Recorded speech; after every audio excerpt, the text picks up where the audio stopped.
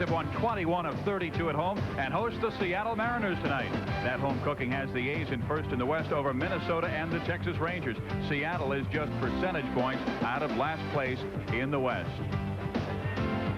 Hi, everybody. I'm Steve Physiak. This is Jerry Royce. Oakland seems to have gotten back to that all-business mentality. They're saying, forget about the statistics, just get the job done. And, Jerry, they may be in the middle of the pack in offense, defense, and pitching, but yet they are in first place. Steve, it's because they do the little things. Take last night's game, for example. Carney Lansford at bat in the first inning, hits what seems to be a routine reply ball to right field.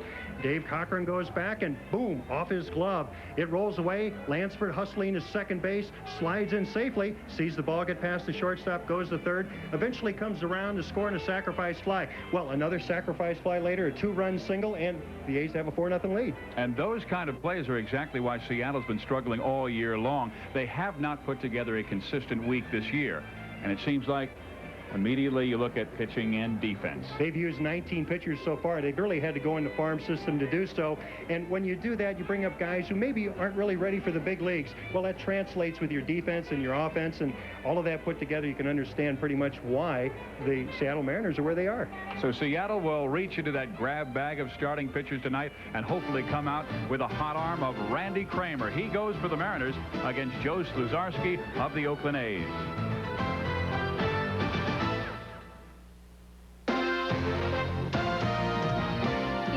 ESPN Major League Baseball is brought to you by Budweiser, the king of beers, with that clean, crisp, cold taste. Nothing beats a Bud. And by KC Masterpiece Barbecue Sauce. KC Masterpiece is barbecue. Welcome back to Tuesday Night Baseball at the Oakland Coliseum, home of the American League West champions 9 times in this park's 24 years. Let's now take a look at the starting lineup of the Seattle Mariners. Greg Briley will lead things off. He's in for the injured Ken Griffey Jr. Batting second, Harold Reynolds. In the 3 spot, Edgar Martinez. He's hitting .323. Fourth is Pete O'Brien. He's tonight's designated hitter. Tino Martinez will be at first base, and he's hitting 5th. Jay Buhner is in right field hitting 6th. Then it's Dave Cochran, the left fielder. Batting 8th, Dave Valley. The catcher drove in a run last night. And then the shortstop, Omar Vizquel, batting 9th. This is Joe Sluzarski. He was taken out of the starting rotation for 3 starts simply because of ineffectiveness. He was 0-3 in his last 4 starts and allowed 16 earned runs and 17 1/3 innings. Well, now because the schedule permits so, they can have 5 starters. Sluzarski's taken back out of the bullpen and given his slot again.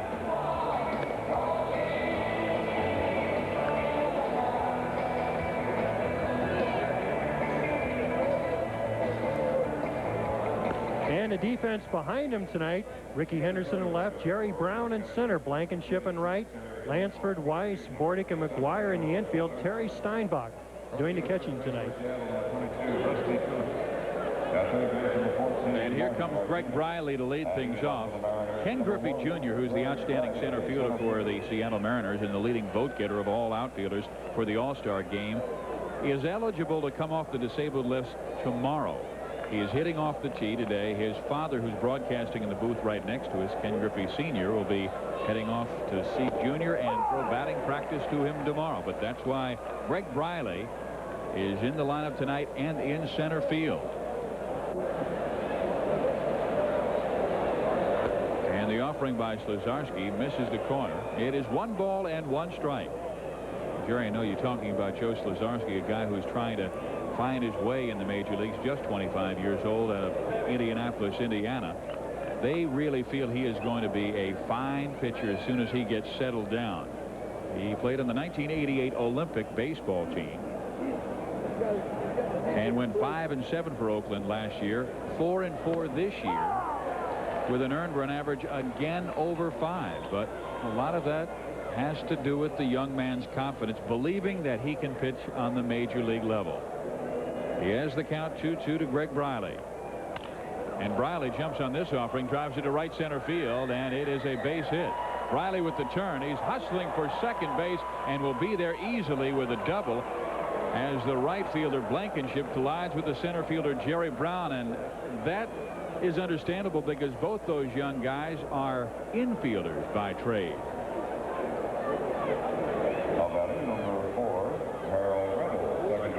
Brown goes goes after this ball kind of gingerly, and when he eventually gets to it, stumbles a bit.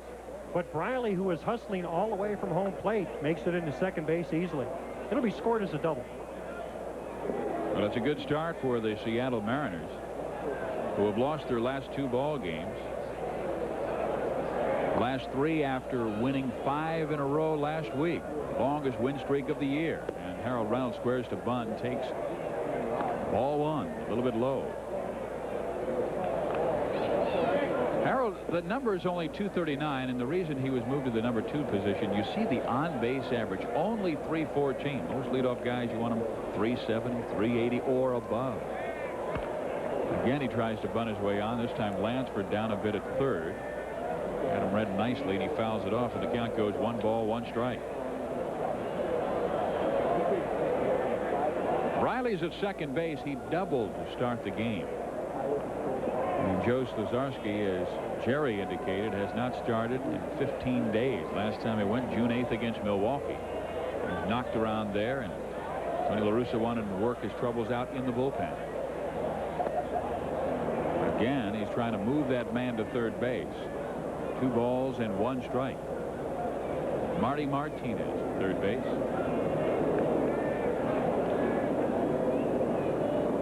And Rusty Kuntz over at first.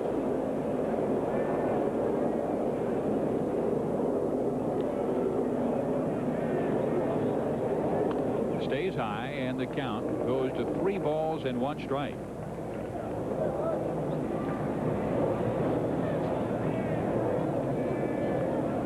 Been a miserable month, hasn't it? The last 4 starts, losing 3 of them, an earned run average of just under 7.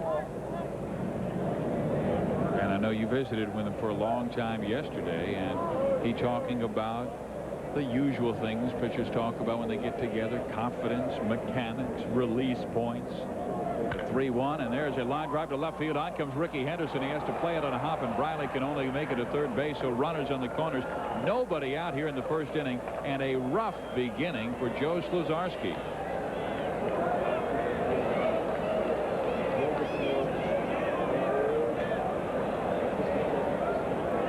Sluzarski seems to be aiming the ball just a bit. This time he has to come in on a 2-ball, 2-strike pitch. Reynolds is there waiting for it.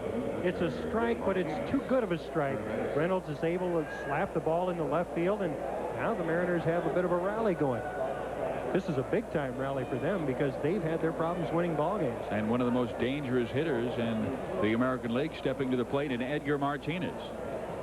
He checks in hitting .323. Runners in the corners. Sluzarski steps off. And Edgar, checking the papers this morning, isn't even in the top 8 of third basemen voting to the All-Star game. Fastball hit on the ground to Lansford. He'll try and get the double play, so a run will score, and Martinez is out at first base as well. So they get the double play. Briley checks in from third. It's 1-0 Seattle. But nobody on base, and I think Sluzarski has to maybe breathe a sigh of relief as Lansford turns it nicely. Sure, it's a potentially dangerous situation when you have runners on first and third, but he's able to make a good pitch on their hottest hitter. Edgar Martinez gets him to hit a routine ground ball to Lansford, who goes around the horn to turn to double play. Mariners fell behind early last night, 2-0, eventually 7-0. They cut it to 7-2, but Eckersley came on to say, nailed down his 24th save. And here's Pete O'Brien. He takes strike 1 in the outside corner. O'Brien's power numbers up. You see the 12 home runs. He didn't hit his 12th home run until game number 135 last year. But the average is down. Sluzarski saying the one pitch he wanted to work with was the sinking fastball. That's the one that's failed him.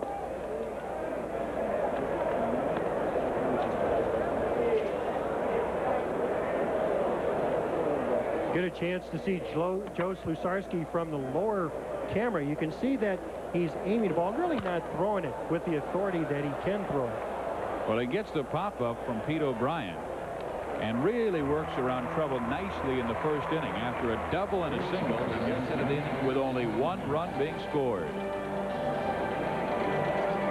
Royce at the Oakland Coliseum. Seattle has a 1-0 lead on the first-place Oakland A's in the American League West. And here is the lineup that Tony La Russa will show Seattle tonight. Ricky Henderson, with the top leadoff man of all time, will lead things off. Then it's Jerry Brown in the 2 spot. Harold Baines hits 3rd. He's the designated hitter. Then it's Mark McGwire, leads all of baseball, 23 home runs. Terry Steinbach is 5th. Then it's Carney Lansford, the 3rd baseman. How about Walter Weiss in the 7th spot? He hit 8th yesterday. Mike Bordick moves to 8th at second base. Then it's Lance Blankenship in right field, batting 9th. And the pitcher tonight for Seattle is Randy Kramer. With his 4th organization, started with Texas, went to Pittsburgh for a while, then was with the Cubs, and was purchased from the Calgary Farm Club in June 6th. Made the American League debut that night. He had a pretty good debut, 7 innings pitched, just 7 hits, but he's gone a little bit downhill since then. Randy's one of those pitchers who always seems to be on the fringe, has great stuff, but for whatever reason can't seem to get over the hump and become a consistent major league ball player. The defense behind him tonight is Dave Cochran in left, Briley and Buhner round off the outfield, Edgar Martinez at 3rd, Omar Vizquel at short, Reynolds at 2nd, and Tino Martinez at 1st. Dave Valley, the only true catcher on the Mariners roster at this moment, is the catcher tonight. The backup catcher they have is playing left field tonight. That's Dave Cochran. So it's Valley's job tonight, and he hopes to get some help, some major league help from umpire Dan Morrison, who will be right behind him. At first base is Tim Welke from Kalamazoo, Michigan, and then it's Dale Scott at 2nd. Rich Garcia is at 3rd base. Bill Plummer, who has seen his club, who finished over 500 last year for the first time in the franchise's history under the tutelage of Jim Lefevre. Well, it's Plummer's team this year, and they start 29-40, 11.5 games back of these first-place Oakland A's. Well, here comes Ricky Henderson. He has been troubled by a right hamstring pull, seems like, for the last month and a half. On-base average still rather strong at .413. Hit a home run last night and had a pair of hits. And those were his first 2 hits since coming off the disabled list. He went 0 for 15. Then got a base hit last night and got a booming home run to make it 7-0. Or rather 7-2. And that was the final score. He has a major league best 51 home runs to lead off a ball game, 1 this season.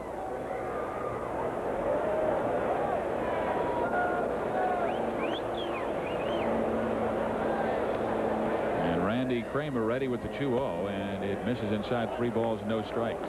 That is one thing that Ricky does so well, is take pitches out of the strike zone and find a way to get on base.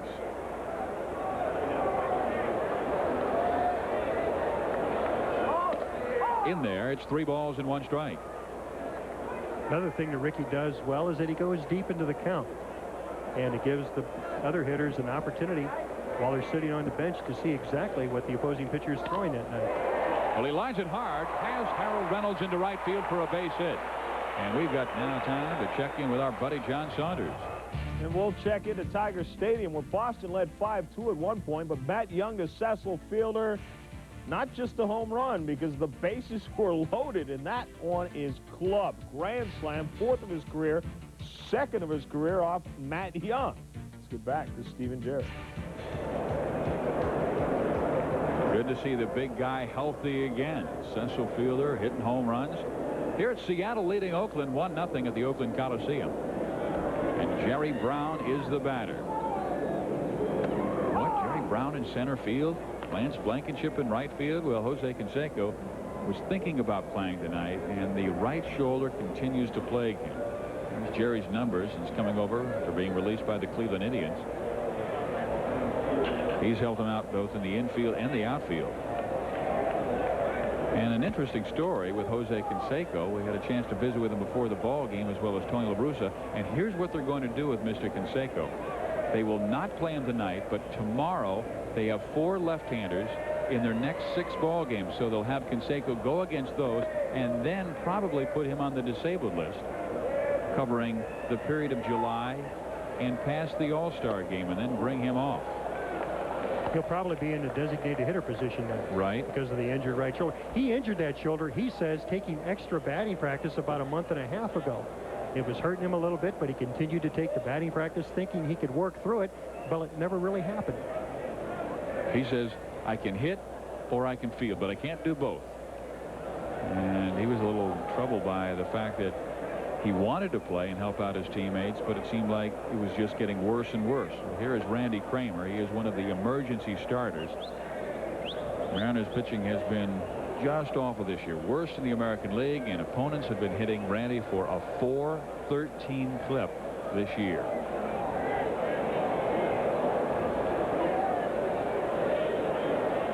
He has the count his way. No balls, 2 strikes to Jerry Brown. One of the fastest men in baseball is at first base in Ricky Henderson.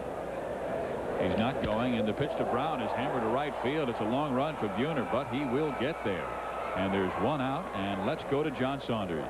Budweiser takes us now to Pittsburgh. The Cards and the Pirates. Todd Worrell facing Orlando Merced, who launches this one with Jay Bell aboard into the press box.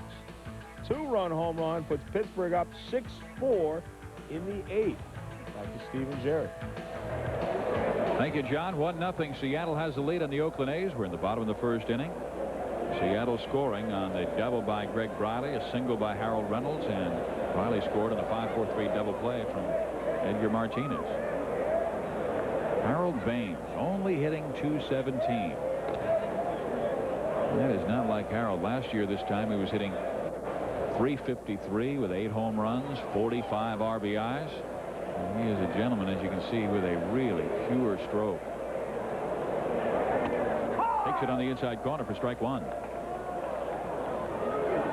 Jerry, you used to throw to this guy. I mean, how do you work with Harold Reynolds? He really stands far off the plate. That's the first thing I noticed when I pitched against him. I was with the Angels. He was with the White Sox. Standing so far off the plate, you have to challenge him outside. Let's see what you can do with that.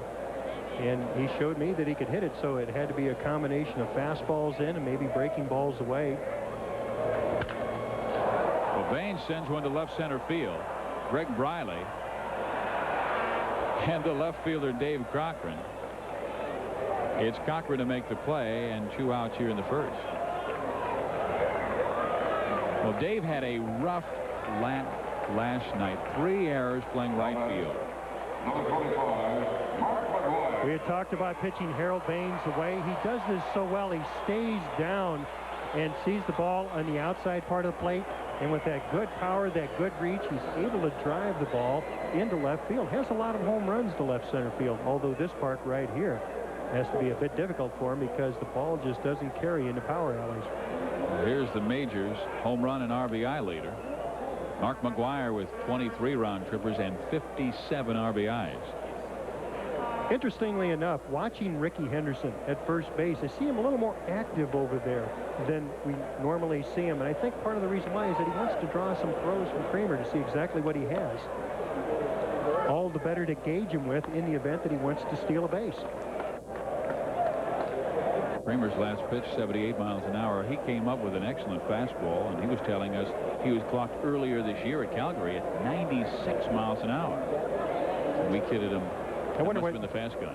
Well, I wonder what the exchange rate is in America. There you go. That made him feel real good.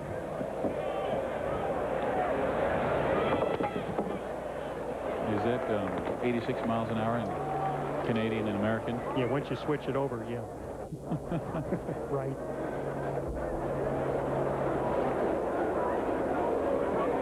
Well, the count to Mark McGwire, 2 balls, no strikes. Anderson first base. 2 outs. And Ricky's going, and the pitch missing, and Dave Valley's throw not nearly in time. Gets into center field. Henderson will make it to third easily.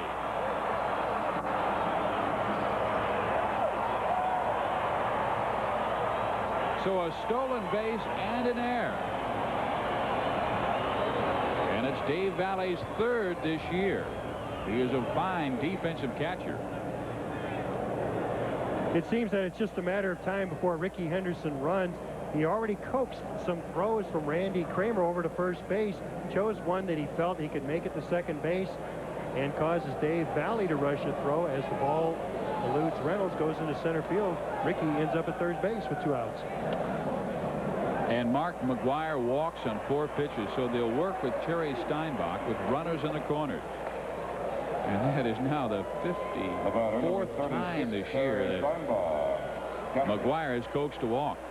They lead the American League in walks, 316, and that really points out to a very important statistic with the Oakland A's. Sure, they're in the middle of the pack in hitting, but they're second to Baltimore in on-base percentage at 347. And walks, the big reason why. Here's Steinbach, checks his swing and a breaking ball low and away.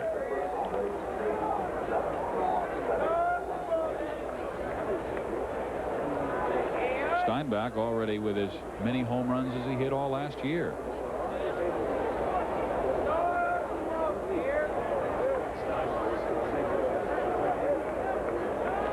Anderson third, McGwire first. Seattle with the lead, and Steinbach takes it low. It is 2 balls and no strikes.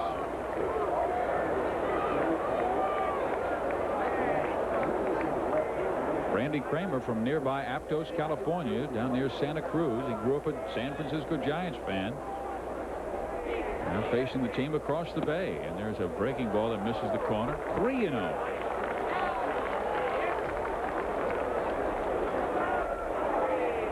Well, Kramer came in only walking 3 and 13 2/3, but he allowed 25 hits in those innings.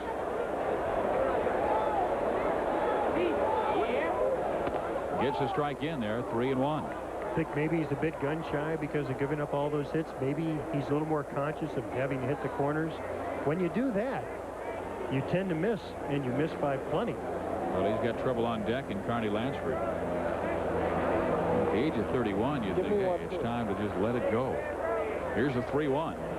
And Steinbach sends it high in the air, right center field. Jay Buhner and Greg Briley there, and it is Briley to make the catch. And Kramer gets out of the inning with no damage done. The A's lead 2. But Seattle leaves with a 1-0 lead. Blame delay with the Texas Rangers. That ball game was a 1-1 contest in the second inning. Kevin Mitchell not in there tonight. Again, he has continued to have those back spasms. He took batting practice, early batting practice, and then regular to see if he could play, and he said, no, it's too tight. Went inside, got some ice, and now he's on the sideline. Well, here is Tino Martinez. Tino went 0 for 4 last night. He's had the 6 home runs and 30 RBIs, but has been a wonderful player in AAA and has a great amateur background. I mean, he was the star of the gold medal winning Olympic team in 1988. Hit it 2 home runs in the title game against Japan. And again, he is very young, only 24 years old, but it seems like every time they have brought him up, he has struggled at the plate. And Stazarski drops that fastball in there, 2-1. Part of that problem might be the fact the way he's used. He was brought up as a first baseman. He alternates now with Pete O'Brien between designated hitter and first base. Well, he takes him back up the middle, but Walt Weiss gobbles it up and throws out Tino.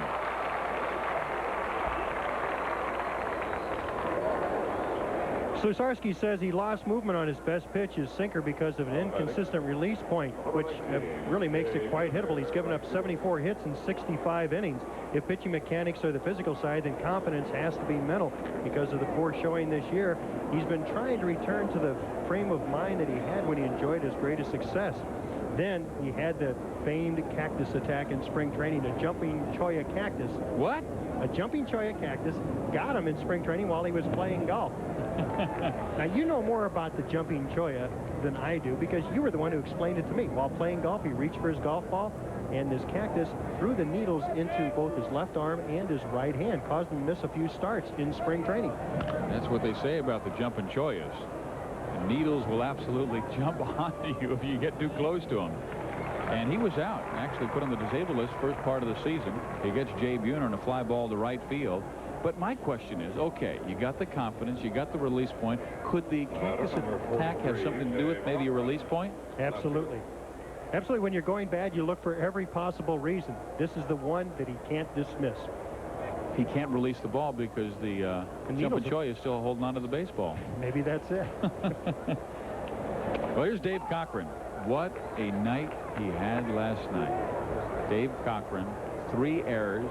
First at bat, granted a double play. I mean, he looked like Lucy on Peanuts. Just grit your teeth a little harder. But he wound up with a base hit. Scored a run. And he's back there tonight. This time trying out left field. Sluzarski has the count his way 0-2 and then throws high. 1 ball, 2 strikes. Well, Joe, after seeing the 2 first batters he faced in his game, Riley and Reynolds, reach on base hits. He's pushed aside Martinez, O'Brien, Martinez, and Buhner. And he strikes out Dave Cochran. A 1-2-3 second inning for Joe Sluzarski. We head to the bottom of the second inning here in Oakland, California. 1-0 Mariners. Thank you, John. We're in the bottom of the second inning here in Oakland, California. Seattle leads the A's 1-0. And Carney Lansford will lead things off. Will be followed by Walt Weiss and then Mike Gordon. Look at that average. The 1 home run was base hit number 2,000 in the outstanding career of Carney Lansford. First time he went deep in over a year. And Carney was saying, I wanted that ball so badly I would have traded my Porsche for it. Instead, all he had to do was give up a couple of bats and a ball. But had that guy known, who caught the baseball over the fence, known that Carney would have given him his Porsche for the baseball. Has it gotten to the point where even the fans now need an agent? It's getting close. You hear about that Colorado Rockies situation? No. The first home run, or the first home run that was hit by the Rockies organization, you see the, I'm not sure if that's American League or National League baseball. New York beat Chicago, though. National. Okay. So it's the Mets beating the Cubs. 3-1 the count to Carney Lansford. 3 balls and 2 strikes, but the first home run hit in the Rockies organization, Bend, Oregon. One of the fans caught it, and they negotiated opening day tickets, flight from Oregon to Denver. They got it all. Here's the 3-2. Plenty of foul room here at the Oakland Coliseum, and Tino Martinez gets there nicely and takes care of Carney Lansford.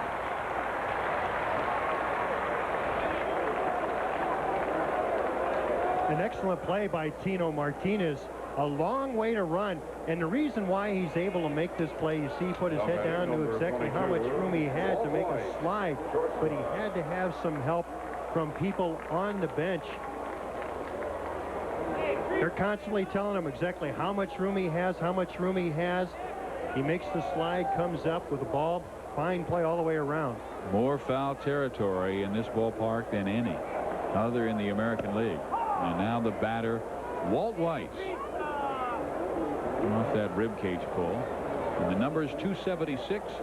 Still looking for his first home run. But speaking of numbers, check the new one that he's wearing. He wore number 7 last year, but he said, hey, I've had so many injuries in my career, I had to skip it. So I went with the number of my high school hero, number 22, Mercury Morris. He was a Dolphins fan and loved the running back for the Dolphins.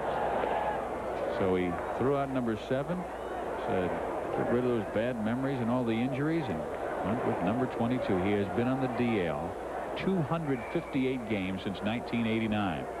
Speaking of injuries, there's Jose Canseco. Again, the right shoulder giving him problems. With a new hairdo. And did you hear about that? His wife gave him the haircut. It looked so bad when he came into the clubhouse that Ricky Henderson said, come over here, I got to finish this off. And that is the Ricky Henderson barber school. Walt Weiss walks, and a 1-out base runner for the Oakland A's. Randy Kramer has a 90-plus fastball. We told you earlier it was clocked in Calgary. This is by his own admission at 96 miles per hour. His location in the zone has really been a problem. He has great stuff, and when he throws it for strikes, he throws it over the middle of the plate.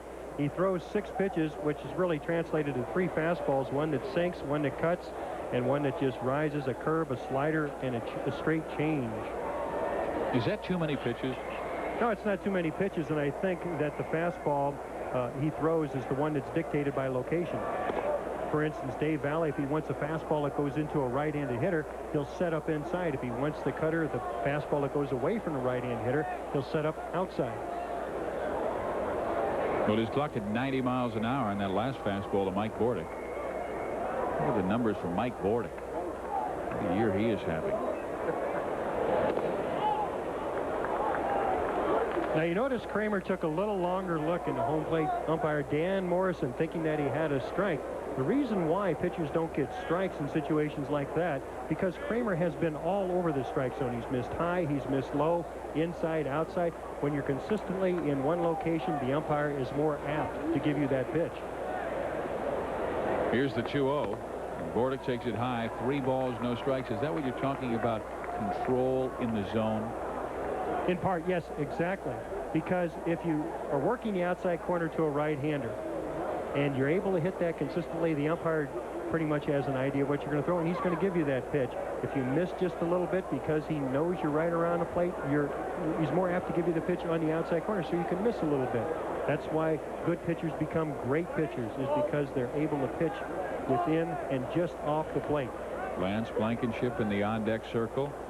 Man at first base is Walt Weiss, and there is strike 1. 3 balls, 1 strike, so Kramer continues to work behind in the count. That spells out trouble. Rene Latchman at third base.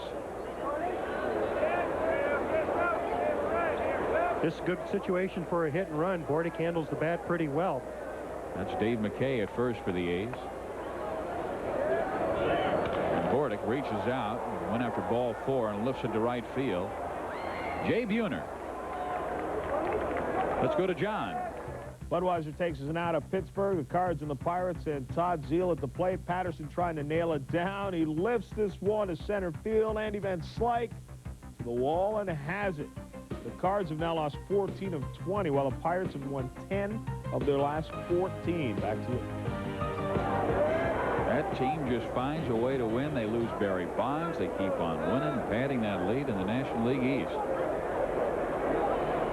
Quite a job by Jim Leland and his crew. Here's Lance Blankenship with Walt Weiss at first base. 35 pitches already thrown by the Mariners right-hander. Blankenship swings and misses, strike 1.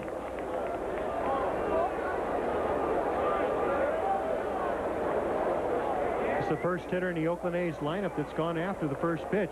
Apparently in their scouting reports, and the A's are known for this, they do their homework. They know that Kramer has trouble getting the ball over early in the count, so they wait until the count's really in their favor, more of a fastball count, and then they let loose. Weiss bluffing the move, breaking ball away, and it's a ball to strike. And we were talking with Dave Valley yesterday about what you were talking about earlier, the control in the zone, and asked him, who's the best pitcher you've ever worked with who had great control in the zone? And immediately he said Scott Bankhead. He said the Reds got themselves a great pitcher. I mean, that guy gets so much help from the umpires because they know he's always around the plate. Blankenship takes another strike. It's 1-2. And don't you think that makes all the difference in the world? A hitter knows that you're going to be on the corners. He looks for a pitch on the corners. He knows that he better swing at it because you're going to get ahead of him in the count. And then when he goes to swing at it, the pitch just misses by an inch or 2. Like I said, that separates the good guys from the really great ones. They want to work away with Blankenship, and instead they go over to first base. Weiss with 1 out walked. Bordick flying to right.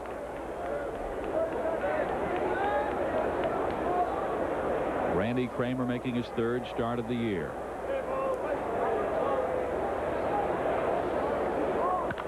And Bordick sends it out right field way. And the count is 1-2. Well, tomorrow on ESPN, Wednesday Night Baseball has the Toronto Blue Jays, the best in the American League East, going against one of the top teams in the American League West. The Jays and the Rangers, 2 young stars, Roberto Alomar and Juan Gonzalez. Ball clubs rained out tonight. They'll try it again, 5:30. West Coast time. Gary Thorne, Dave Campbell will bring that game your way.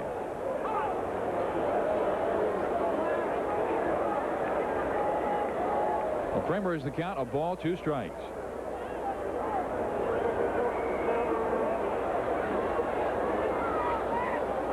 Blankenship, a good fastball hitter, and the pitch out. 2-2.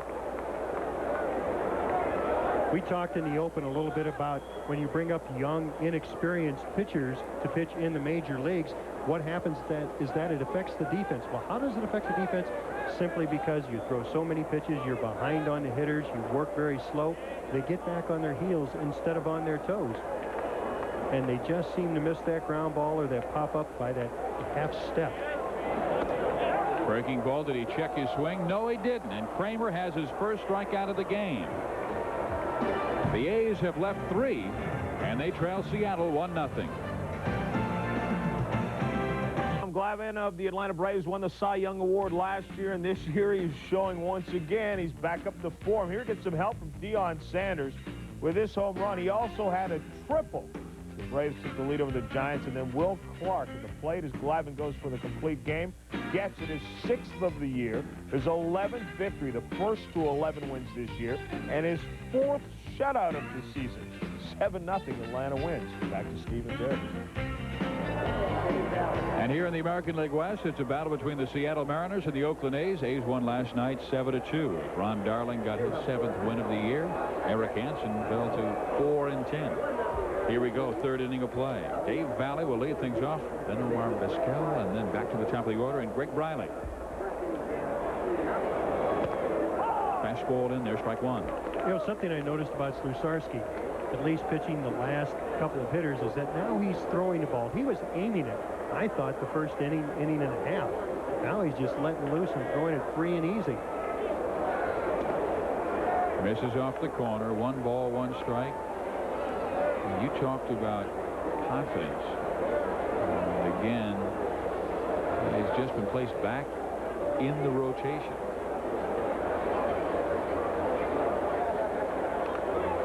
Ground ball foul. I mean, Campbell came in, Kevin Campbell, just for 1 start, but really he was a fastball slider pitcher, and Tony La Russa saying, hey, he's more suited to middle relief. Slusarski is a starting pitcher. We just wanted to give him time. And they're still waiting for a young phenom like Todd Van Poppel to come up. He still needs to apply his trade in AAA, where he is at Tacoma.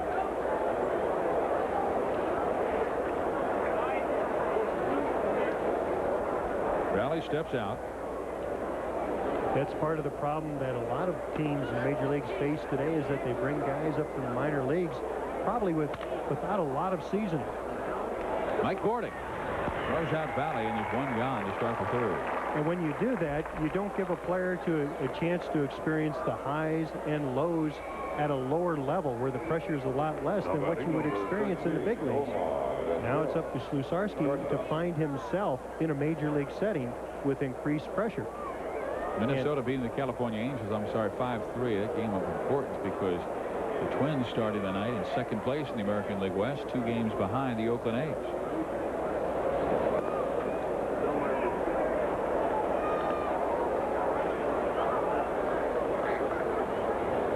Here is Omar Vizquel. Do you think Slusarski a little more free and easy now? He seems to be, at least on some pitches. That pitch he was. First pitch, he looked like he tried to aim it just a little bit. He was an off-speed pitch, and a lot of times you have to exaggerate the finish to get the kind of movement on it that you'd like to have. That was a fastball. He just let it rip. I would imagine as a ball player, when you're in a slump, you have so many things going through your mind, instructions from pitching coaches, from other coaches. There are approaches to take. You can try to remember all those things, think of the checkpoints, or you can take the other extreme. Think of nothing. Darryl Royal, I think, said it best. He says you got to dance with who brung you. That is, you got to the major leagues because you have a certain amount of talent. Sometimes it's best just to let the talent take over rather than try to think your way through everything that goes on in the field. Well, he's down 1-0. Here's the 2-2 pitch to Vizquel, and again, that is sent in foul territory. Ricky Henderson can't reach it.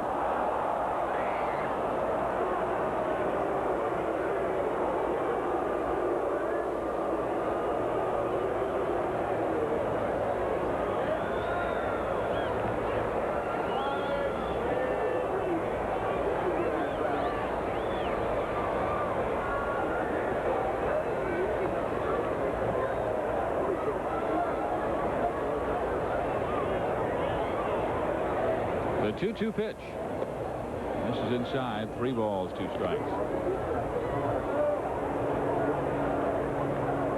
Since giving up the first 2 hits in this game, Joe Sluzarski has put down the next 6 Mariners that he has faced. And Vizquel going after a ground ball, but fouls it off.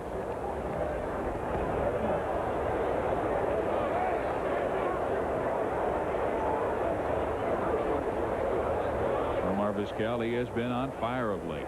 365 average in his last 24 games. A fellow who has never been known as a high average hitter.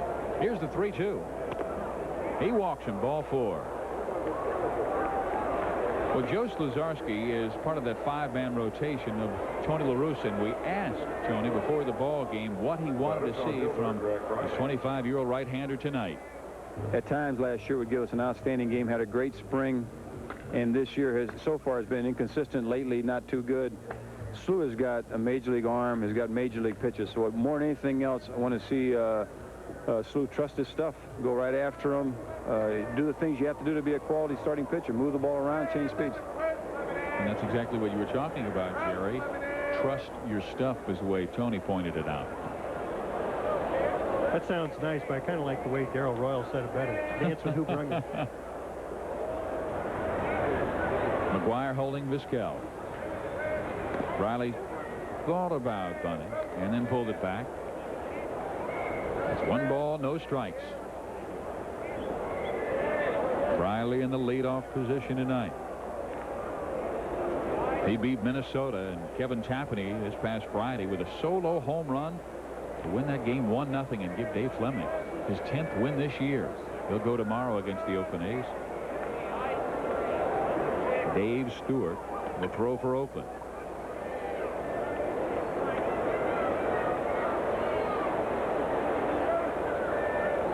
Riley ground ball just past Sluzarski, chance for 2, and they got them both. Nicely dug out by McGuire. Riley grounds into an inning-ending double play, but the M's still hold the 1-0 lead on Oakland. 10 of his wins, though, if he can nail it down, because Chicago has been slumping. Start of the night, 7.5 games back of the first-place Oakland A's, who trail Seattle tonight 1-0. Steve Biziak, Jerry Royce with you, and Randy Kramer gets ready for his 3rd inning of work. And there is the ace of the M's, Dave Fleming. He is 10-2 this year, the rookie. Everybody else 13-29. Can you imagine what their earned run average might be like if they didn't have Mr. Fleming? I mean, they're already dead last in the American League in pitching.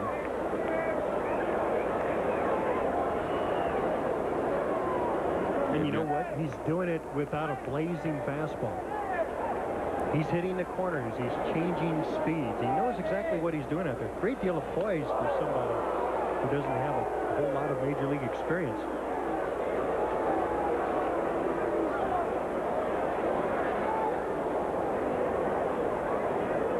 It's a breaking ball that goes right at Henderson's head. He's stepping into the pitch and realizes he better step the other way. Down he goes. And Ricky with a ground ball, base hit back up the middle. So Henderson leads off the 3rd with a base hit, but he singled to start the 1st inning and was left stranded. You know, we're talking about Dave Fleming, the starter for the Seattle Mariners. Last Friday, he beat the Minnesota Twins 1-0. They did not clock a pitch over 79 miles an hour. Is that on the Canadian gun? That must be on the American gun, because if it's on the Canadian, he ain't breaking 60. But the guy, and they say he throws like 3-4 different fastballs. He spots it so well, and that's what you're talking about earlier. Control in the zone, Jerry. He must have brilliant control in that zone. This is where pitching is like real estate. Location is what really matters. When you have the different spins, the different speeds. And 1.5 bathrooms. Henderson's on first base. Baltimore has beaten Milwaukee. Toronto rained out, so the O's within the half game of first place in the American League East. Jerry Brown, the batter. Center fly ball to right field his first time up.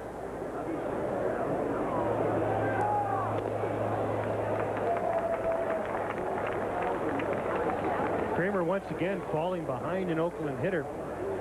Ricky does it so well.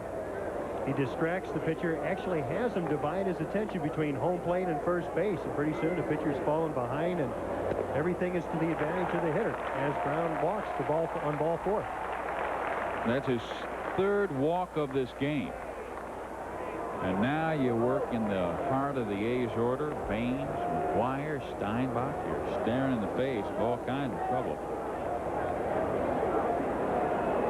Now, I haven't been counting, but this has to be at least 4 or 5 visits that Kramer's had on the mound from either Valley or Harold Reynolds. A lot of things that they have to say, something they have to remind him step by step. So Kramer's put the first 2 A's on here in the bottom of the 3rd inning. Seattle leading 1-0. Ricky Henderson at second. Brown at first, and here's Harold Baines. He needs a double play and starts off with is that a sinking fastball on the outside corner? Would he normally throw that to right-handers? But I guess the way Harold is standing so far off the plate, he'll work him away. Well, you have to have a plan, a little bit of an idea, hoping that Baines, in a situation like this, he's looking for a pitch that he can just hammer to get the A's on the board. Maybe it'll induce him to hit a ground ball to second base, which could turn into an easy double play. Well, there's a chopper foul, and he has the count his way. No balls, 2 strikes.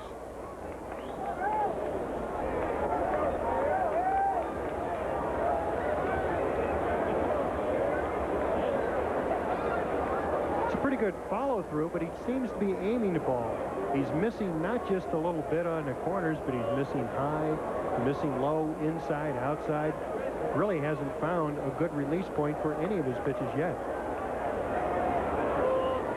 Here's the 0-2 to Harold Baines. Breaking ball, just misses inside, and Randy wanted that one. Of course you want that pitch. You're struggling as it is. You're falling behind hitters.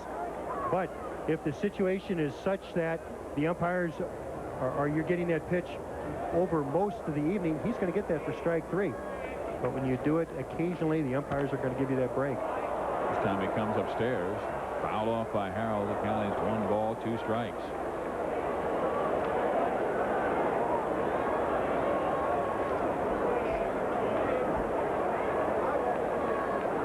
First 2 runners aboard. Henderson and Brown. Vizquel trying to sneak behind Ricky. He'll have none of it. Now Randy just turns and looks him back.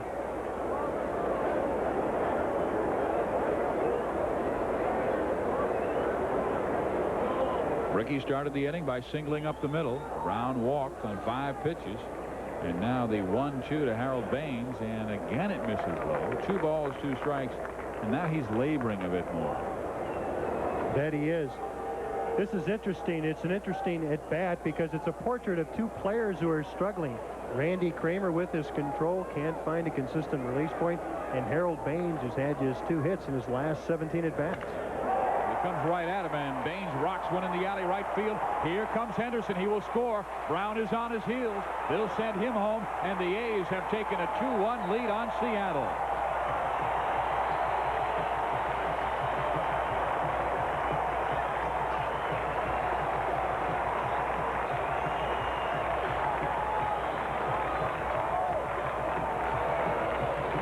With 2 players that are struggling, it would figure that somebody has to win. This time it's Harold Baines. He gets a pitch on the middle part of the plate down right in his power alley, and he drives it to a power alley right center. And with 2 speedy runners on, Henderson and Jerry Brown, they come around to score, and Oakland has the lead. And here's Mark McGuire, and he fouls one off. So Baines has given Oakland a 2-1 lead on Seattle. Nobody out. McGuire leading RBI man in all of baseball with 57 standing in there. Breaking ball is in there. Ball a strike. Not sure if you saw that Sports Illustrated article on Mark McGuire recently about his friendship with a fine comedian, Mark Pitta. Mark was talking about that article and their friendship before the ball game. He said Mark's had a show opening up in Tempe, Arizona. Tempe in for others. Dennis Powell warming in the Seattle bullpen. And McGuire jumps on this one, drives it deep to left field, and way out of here.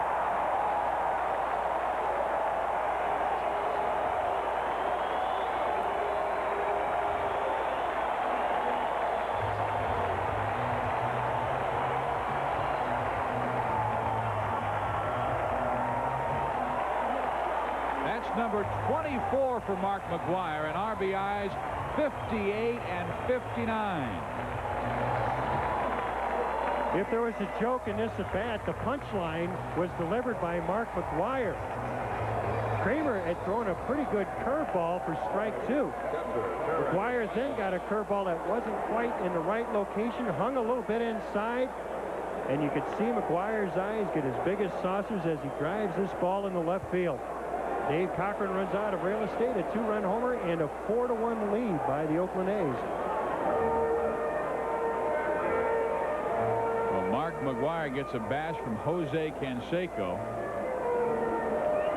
And he had this message to his buddy, Mark Pittett, down in Los Angeles. He knew he'd be watching. He said, Mark, the doors are locked, the alarm's on, the emergency number is right next to the phone, and he might be telling that to Randy Kramer, who may not be long for this ball game.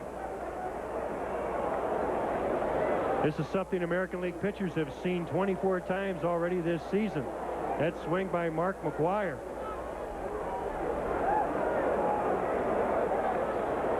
He has been incredible this year.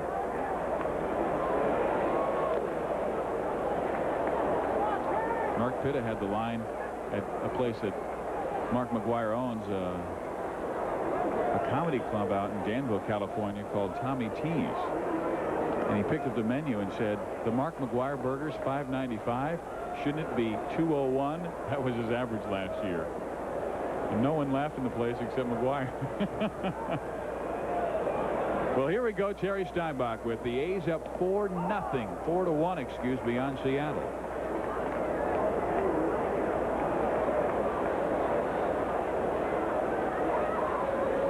Kramer has yet to get an out in this third inning.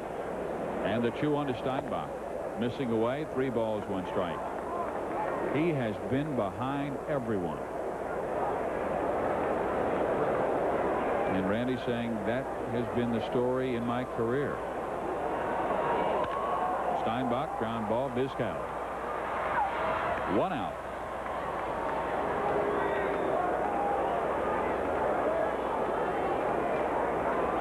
You know, Randy was a first-round draft choice for the Texas Rangers way back in 1982. Third baseman, Carney. And he felt, hey, I've always had the arm. I've always thrown in the low 90s. But getting ahead of hitters has been my toughest challenge. Here's Carney Lansford, and he pops it up right side. Tino Martinez, 2 outs.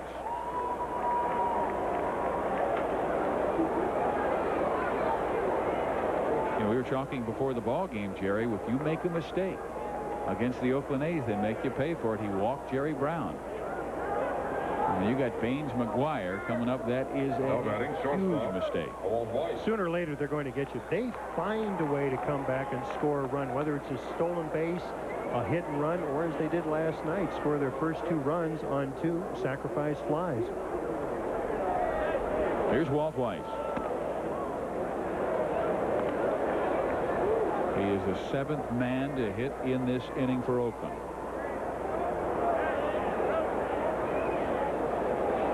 Bounces it in the dirt. 2 balls and no strikes.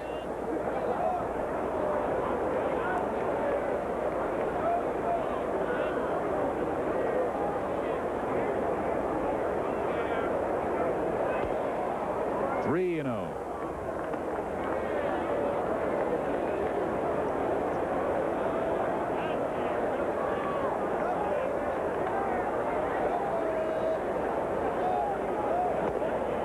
Well, he walks Walt Weiss on 4 pitches. He has walked Weiss now twice in the game, has issued 4 bases on balls. He has rarely been in front of a hitter. He did, though, get in front of Harold Baines 0-2 before evening the count to 2 balls, 2 strikes, and then trying to snap a sinker on the outside corner of the plate. And Baines took him to right center field. A knock in 2. McGuire followed with a booming home run to left field. And the A's have claimed a 4-1 lead on Seattle. Randy misses outside of Mike Bordick. That scouting report perhaps the A's came up with really terrific. They are taking a lot of his first pitches.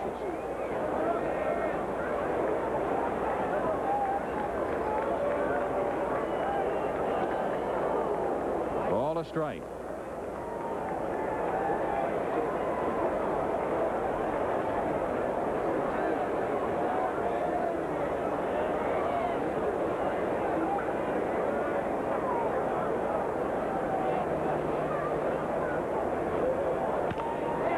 Field and foul.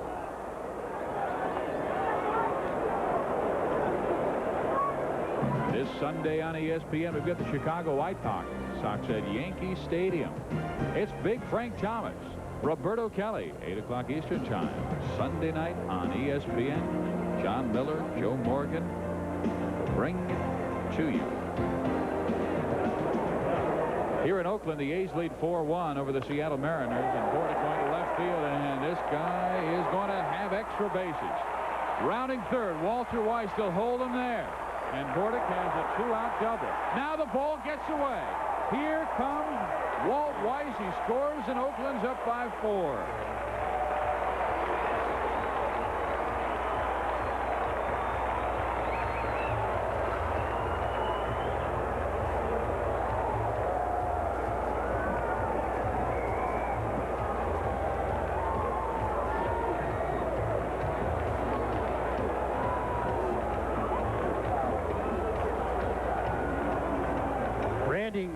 Randy Kramer might have earned himself a reprieve when he got 2 consecutive outs, then a walk, and then this double by Bordick as Cochran goes after it. But the ball eludes both the cutoff man and the third baseman, and it allows the runner to come in to score in Walt Weiss. It's the 5th run of the inning, and there's going to be a pitching change. Randy Kramer's evening is over. He leaves with Oakland up by 4. Steve Physiak and Jerry Royce, bottom of the 3rd inning in Oakland, California. The home team A's have a 5-1 lead on Seattle. All 5 runs in this inning. And Dennis Powell takes over for Randy Kramer. He's 28 years old, Moultrie, Georgia. He's in his 4th year. The left-hander comes way inside on Lance Blankenship and hits him right in the back pocket. That's a great way to get started. First pitch, man on base. Powell comes in, delivers his first pitch, and it's just way inside Blankenship. Whether or not it was a purpose pitch, I don't know. The frustration has to really be building for the Seattle Mariners. They've played sloppy in the field. They haven't scored a lot of runs. That picture really tells the story more than anything. It's just a look of frustration, a look of disgust. We've got to do something to change this here. Yeah, Bill Plummer saying they came off their last road trip, and the only word he could think of to talk about nothing but losses was atrocious. The play was that bad by Seattle. They had a team meeting before the ball game tonight. I know Bill Plummer came out on the bench and took the players who were out there early stretching, said, let's go back inside, 5 o'clock. I want to have a meeting with everybody. I don't know how much you can say in a meeting like this. You know that you've had 19 pitchers, a lot of guys who have come up who either have been fringe pitchers or guys who may not really be ready for the major leagues. And it's caused a rippling effect. The defense has been floundering. The offense really hasn't gotten started. Has all the makings of a real long season for Seattle. It really starts with pitching. I mean, my goodness, they gave away so many good pitchers in the offseason. Sure, they wanted to get Kevin Mitchell, a quality power hitter, but they gave up Dave Burba, Bill Swift, and Mike Jackson for him. Dennis Powell throwing to Ricky Henderson in there for a strike. It is 2-1. And then Bill Kruger's having a marvelous season with the Milwaukee Brewers. They did resign him. They released Scott Bankhead after paying for his rehab for a number of years, and then right when he's finally healthy, they let him go. Do not re-sign him, and he's had a sensational year with the Cincinnati Reds. If that's not enough, Brian Holman will probably be out most of the year, if not all of the year, with shoulder problems. That's a lot of pitching to lose. I don't care who you are. Nobody has that kind of depth to come back after losing so many quality pitchers. Foul with the 3-1. It's whistled foul. 3 balls and 2 strikes.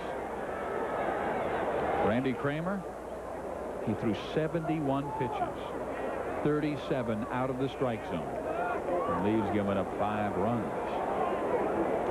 Doesn't really tell the whole story because the pitches that he did get in the strike zone weren't necessarily quality strikes.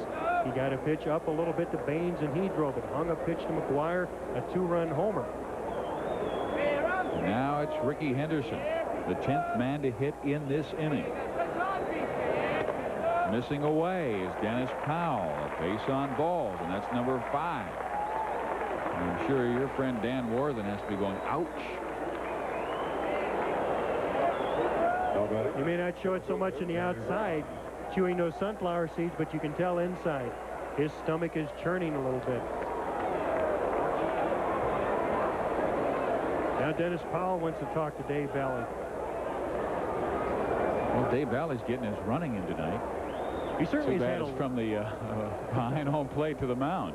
He's worn a path out there talking to his pitchers tonight. A number of meetings with Randy Kramer, just had his first with Dennis Powell. Here's Jerry Brown, and he takes strike 1. Dennis Powell started his career back in '83 with the Los Angeles Dodgers, on to Seattle from '87 and '90, then to Milwaukee in 1990. Came back to the Mariners last year. Brown, man, he got around on that off speed. It's no balls, 2 strikes. Jerry Brown, a typical switch hitter. A better high ball hitter from the right side, a better low ball hitter from the left side. That time saw a changeup and saw it early. He wanted to jump all over it. Sometimes you get so anxious you swear that the hitter wants to take a couple of steps out toward the mound and make sure he hits it before the ball drops. He goes to right field, base hit. In comes one. Right on his heels, Lance Blankenship. And Oakland has taken a 7-1 lead over the Seattle Mariners. All 7 runs in this 3rd inning. Well, Dennis Powell finally got ahead of a hitter. He got ahead of Brown 0-2. But what happens on the 0-2 pitch? It's put on the outside corner. Brown reaches for it and drives it past Tino Martinez, the first baseman. Not a good 0-2 pitch.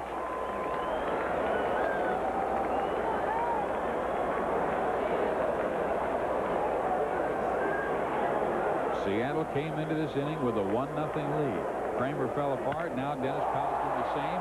And Harold Baines going the opposite field and deep and gone.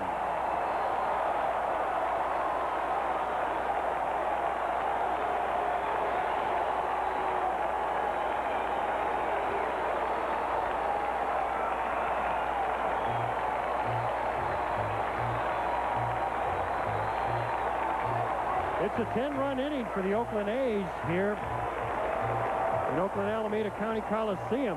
Harold Baines came into the evening with 5 home runs and 25 RBIs. In this 3rd inning, the stats will read a little different. 6 home runs and 30 RBIs on this high fastball delivered by Dennis Powell. Baines, who had doubled earlier in the inning, this time hits a 3-run homer to left. 20% of your season's output. Well, here's McGuire. And it seemed like about a half hour ago, Mark McGuire took one over the left field wall for his 24th home run. And now it is Baines hitting number 6. He's in front 10-1.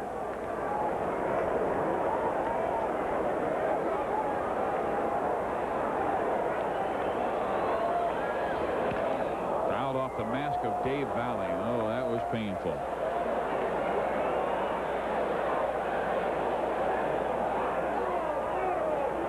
This poor fella has been injured so frequently in his career.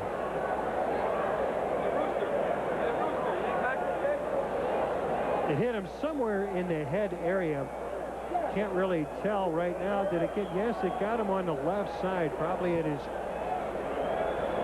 It may be his chin, maybe it's his ear.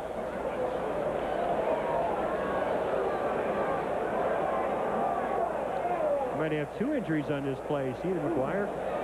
Grimace. Just a bit on that swing. He got hit on the collarbone and then glanced off his ear.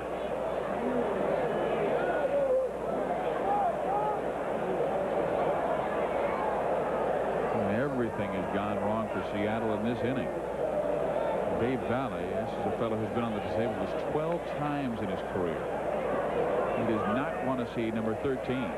Now remember, he is the only catcher that is on the Mariners roster. The only backup that they have is Dave Cochran. And if you wonder where Dave Cochran is, he's out in left field. Dave says, let's go. A's have already scored 10 runs in this inning. Boy, it's not an easy job back there behind the plate. Guys like McGuire up there swinging the bat as hard as they do. They foul tip one. Sooner or later, one's going to catch it. McGuire's a count to him. A ball, 2 strikes. Powell is ready. And he catches the outside corner and strikes out Mark McGuire.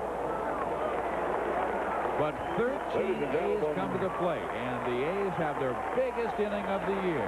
10 runs. They lead Seattle by 9. Voting update. Yesterday, All-Star voting returned. ESPN Major League Baseball is brought to you by O'Doul's from Anheuser-Busch. Premium beer taste without the alcohol. And by ESPN Home Video, producers and distributors of Legends of Baseball. Available at video and retail stores nationwide. Steve Physiak, Jerry Royce at Oakland Coliseum. The A's lead the Mariners 10-1. We start the 4th inning of play. And the M's will send to the plate Harold Reynolds, Edgar Martinez, and Pete O'Brien. Joe Sluzarski, he spent an eternity on the bench while the A's sent 13 men to the plate, scored 10 runs on 6 hits. And Joe, hey man, you have win number 5 in your back pocket if you can just push it across. 6 outs in the next 2 frames. Here we go. Well, how does that affect a guy who's been on the bench for a long time? I tell you, the other pitchers are probably very happy for him, but secretly inside they're wishing this could happen to them. What it does to him, it really changes your frame of reference. Remember, we talked about Sluzarski's confidence level. And really, he's got a 10-run lead. He doesn't have to worry about throwing pitches on the corner. He can just go out there and pitch aggressively. This is the perfect opportunity for him to get himself back in sync. And if you didn't have confidence, you have it now with a 9-run lead. Here's the 1-1 to Reynolds. Swings right through that offer. 1-2. Probably the only thing that you have to think about as a pitcher at this point, make sure that you're loose. Let's go ahead and throw that first pitch strike. Don't be afraid to challenge anybody, because if you can't do it with a 9-run lead, you shouldn't be in the big leagues in the first place.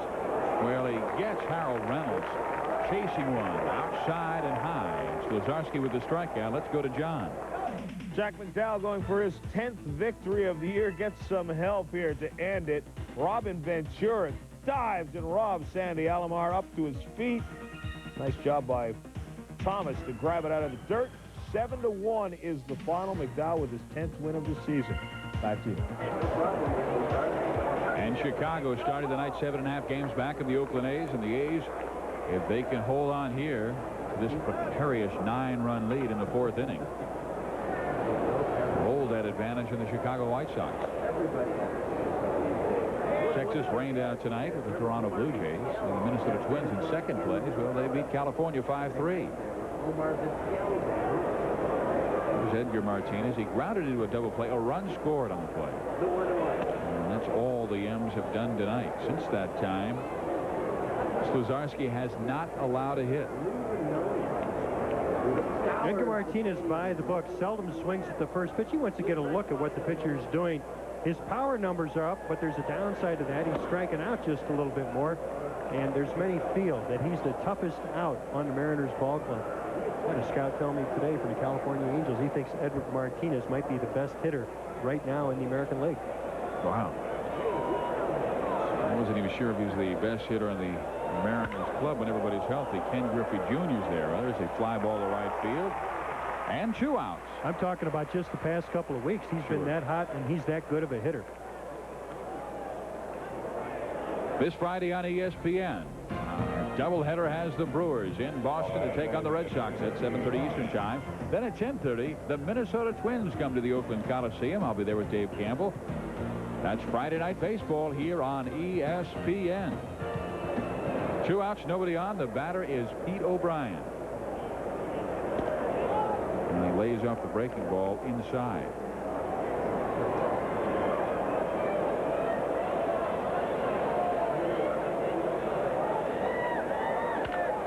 O'Brien lifts one to right field. Long run for Lance Blankenship and Jerry Brown. Jerry takes care of it. And a 1-2-3 inning for Joe Sluzarski. He smells a win.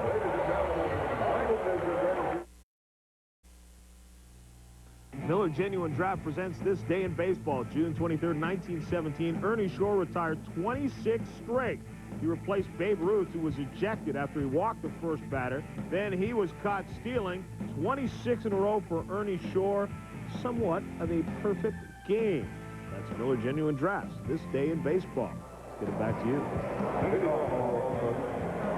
Thank you, John. Where Oakland has a 10-1 lead on the Seattle Mariners, and Terry Steinbach will lead it off for Oakland, and he goes up to the first offering, fouls it off, strike one. Seattle gave up 10 runs in that huge third inning. And here is Terry Steinbach, 0 for 2. The only guys who have not been on base, Terry, and the next batter, Carney Lansford. 1 ball, 1 strike.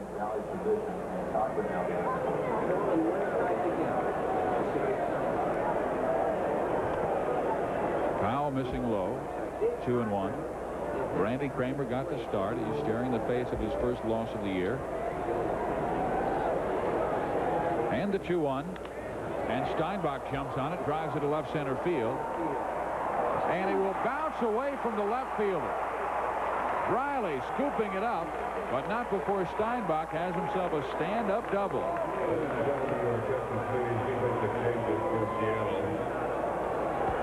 Coming in to catch from right field, number 23, Dave Cochran. We have some defensive changes.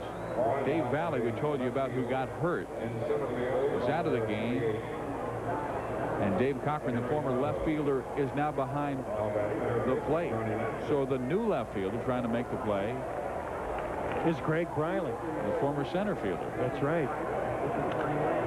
And here's Carney Lansford. Sends a ground ball Tino Martinez's way, and there's 1 out. Let's check in with John. Well, the Red Sox were down big to the Tigers. They're trying to fight their way back. Tim Naring here, the high pitch. And he tomahawks it out to left field, gets out for his second home run of the year. Next man up is Wade Boggs. He goes to right field. Back-to-back home runs, and the Red Sox are not quite dead yet. It's in the 9th, 11-7. Back to Steve and Jerry. Thank you, John. 10-1, Oakland hammering the Seattle Mariners. The batter is Walt Weiss with a man on third base and only 1 out.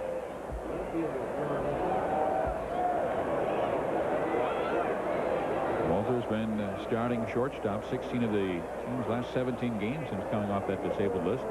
Taking over for Mike Bordick. He's got Steinbach at third. Missing away. Balls and no strikes.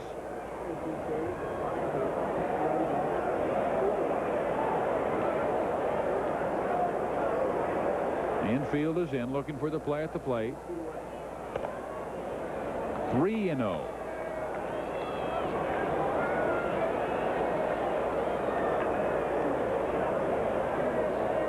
How many times have Mariner pitchers been behind the count? 3-1. Too many. Too many. It seems that every hitter we've seen, has taken a pitch, taken a couple of pitches, they fall behind in the count, then they have to come over the plate with a pretty fat pitch, and then when they do, the Oakland hitters drill it. It's now 3-2.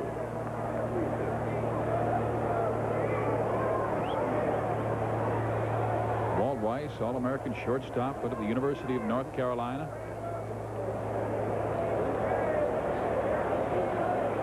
Steinbach at third base with 1 out, and Weiss going the opposite field. Reynolds keeps the man at third and throws out Weiss. Nice play by Harold.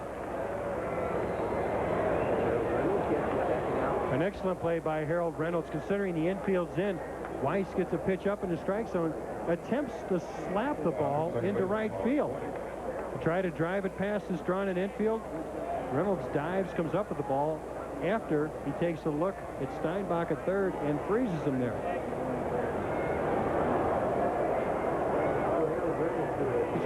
Has a large glove for a second baseman, doesn't he? I thought so. Remember that glove that our colleague on Sunday nights, Joe Morgan, used to wear, almost looked like a batting glove. And he needed every inch of space in that glove to snag that last ball, didn't he? Mike Bordick goes after a ball, and it is 1 ball and 1 strike. Seattle has had a rough time on this road trip. Started this past weekend in Minnesota, now to Oakland. They've scored only 7 runs in the 4+ games on this trip.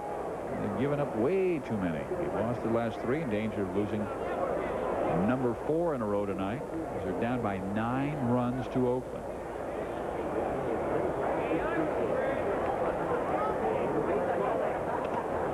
In there, 2-2.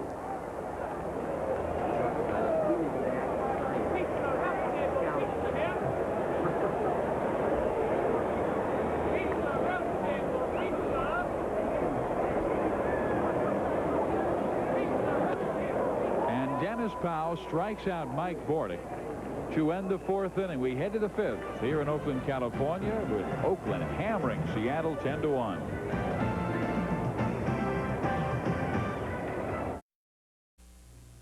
The Tigers, Rob Deere chasing Mark McGwire for the home run lead, and here steps into one, but doesn't get his bat on it, gets his hand on it. Jeff Reardon was the pitcher, on in relief in a game that he cannot save, and watch this pitch just tail in on Deere as he steps in over the plate towards it. He would have to leave the game. We're not sure of his status, but it's 11-7 with 2 out in the 9th. Back to you. Thank you, John. Oakland has the big lead on Seattle 10-1. McGwire went deep already. His 24th home run of the year. Part of a 10-run 3rd inning for Oakland. And to lead things off here in the 5th, Tino Martinez drops a base hit into center field. That's the first hit off Joe Sluzarski since the 1st inning.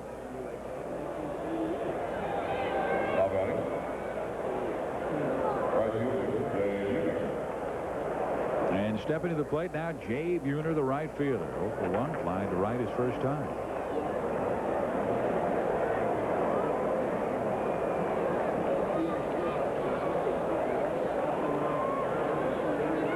This guy has tremendous power. 27 home runs last year.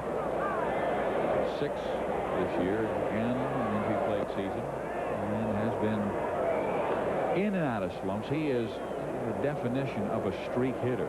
He had some troubles with last year's skipper Jim Lefevre because Jay was not in the lineup every single day. He had 4 home runs against the A's alone last year, and he sends one sky high right around home plate. Carney Lansford calls off the catcher Terry Steinbach to make the catch. Mark McGwire came down the line. He had no idea where the baseball was. We've got boxing coming your way. Rodney the Mauler Moore goes against Ramon Zavala, the Z-Man from the Blue Horizon in Philadelphia, Pennsylvania. That's Thursday, 9 o'clock Eastern Time here on ESPN. Dave Cochran. So 1 out with the man on first base, and the batter is Dave Cochran. He is now the catcher.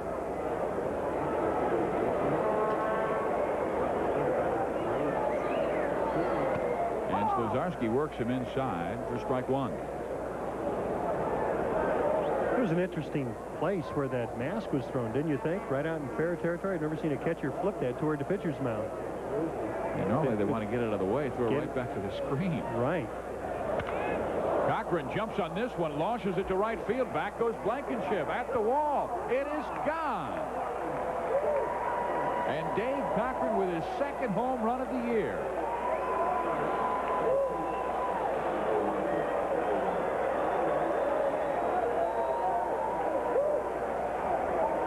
We talked last inning about Joe Sluzarski having a chance to bolster his confidence, maybe relax a little, go ahead, challenge a hitter sometimes.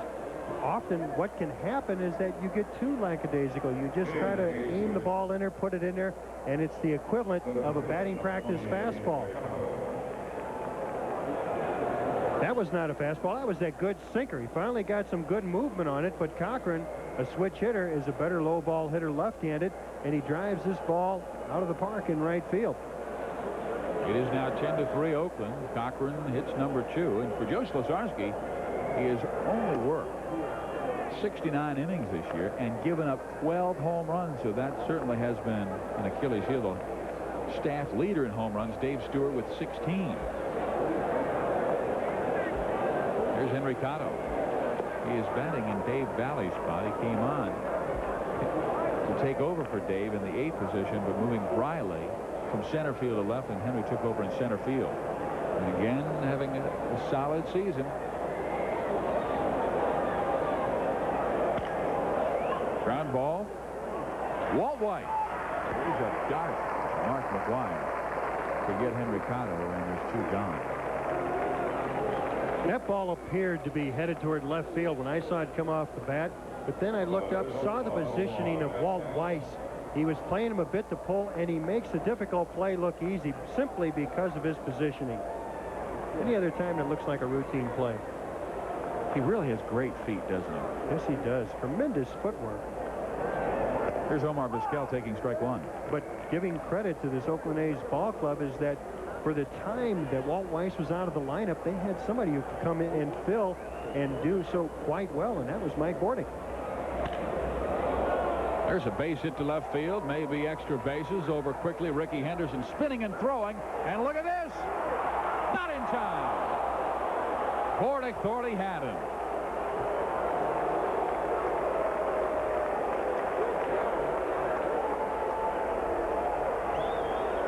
Give credit to the Mariners. They're going up to the plate, swinging the bat.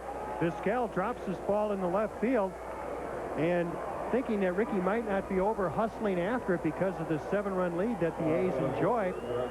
And you see Henderson going over, making a strong throw into second base and making this play awfully close. It looked like Mike missed the tag. He was on the outfield side of the bag, the right field side of the bag, and Vizquel sliding hard to the infield side of second base. Here's Greg Briley with a man at second, 2 outs. Slesarski needs to get through this inning to be eligible for victory.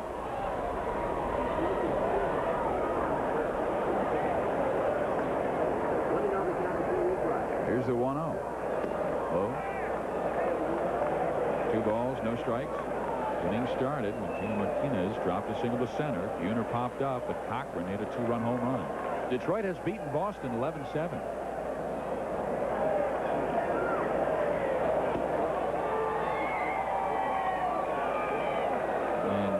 Slesarski, it seems like Jerry visibly upset with himself. So runs a count 3-0.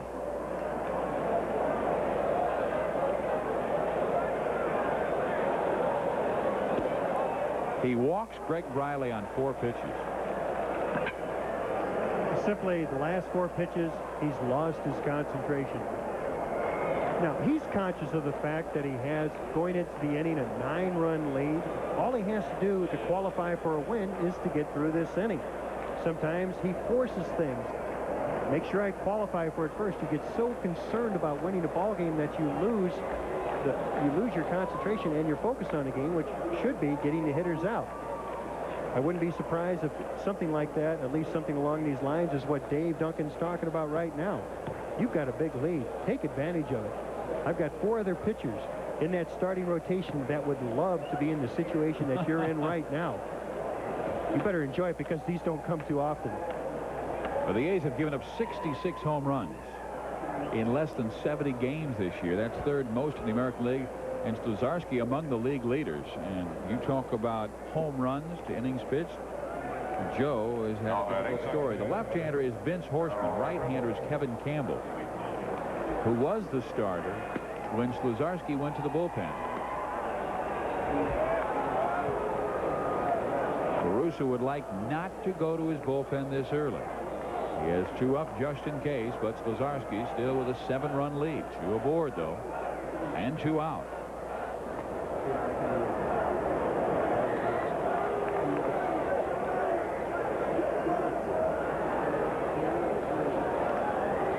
the first pitch to Harold Reynolds. It's a fastball high. Now, Joe Slazarski was telling us yesterday, my confidence has been shaken. I'm trying to remember what it was like to be comfortable on the mound. You get the feeling he is very uncomfortable right now. 1-0, 2 balls and no strikes. Said his sinker became a flat nothing pitch. Behind the count all the time, and he's behind Harold Reynolds 2-0. In there, 2-1.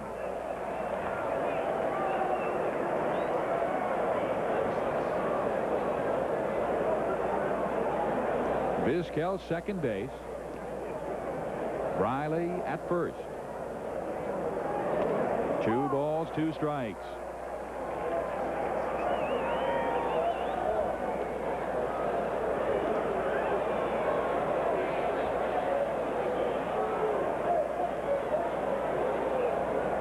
Two on, 2 out. The count, 2 balls, 2 strikes. And Harold Reynolds fouls it off. Last 6 games, Oakland has been in trouble. Record only 2-4, but they've won their last 2. Their earned run average at 6.92. And the starting pitching has had a difficult time. Tony La Russa, I've seen Mike Moore, Dave Stewart. Bob Welch has been injured with shoulder problems and a problem with his left knee. Here's the 2-2. And again, Reynolds fouls it off. And it's interesting to talk about Bob Welch because Joe Slazarski says that's the guy I watch when I'm on the bench, because Bob has not had the great fastball this year, yet he works each hitter so smartly. It's the advantage of being a veteran pitcher. When you know that you have to go out there and you don't have your best stuff, you have to find a way to win. Bobby Welch has done just that. Here's the 2-2 to Harold Reynolds. Breaking ball misses high. It's 3 balls, 2 strikes.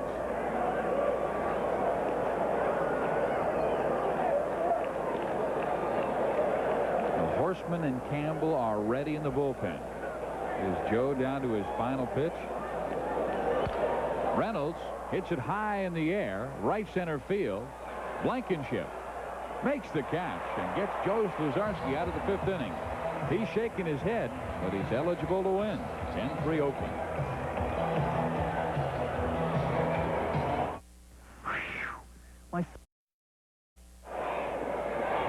Bottom of the 5th inning we go in Oakland, California. 10-3. A's have the lead on the Mariners. Lance Blankenship leads things off against Dennis Powell. He took over for Randy Kramer, who gave up 5 runs in 2 1/3.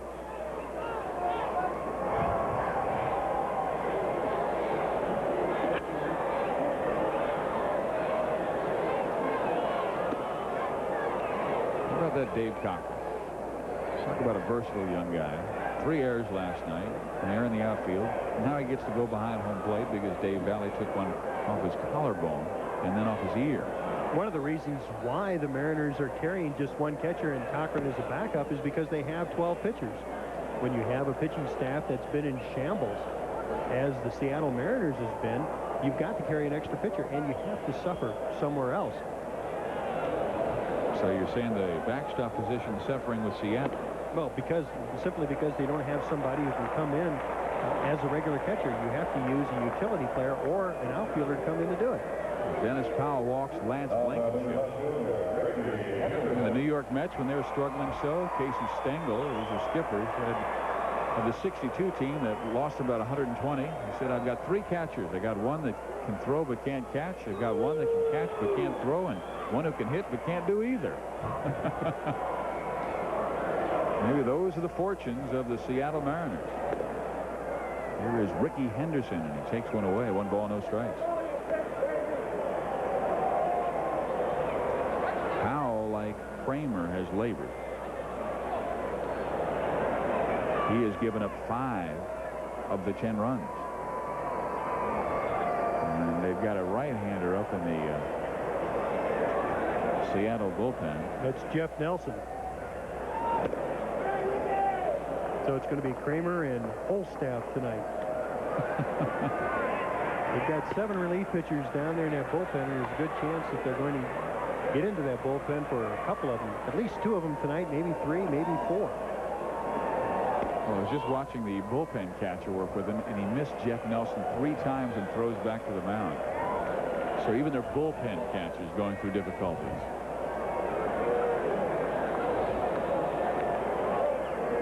13 of the 28 batters tonight have gone to 3-ball counts.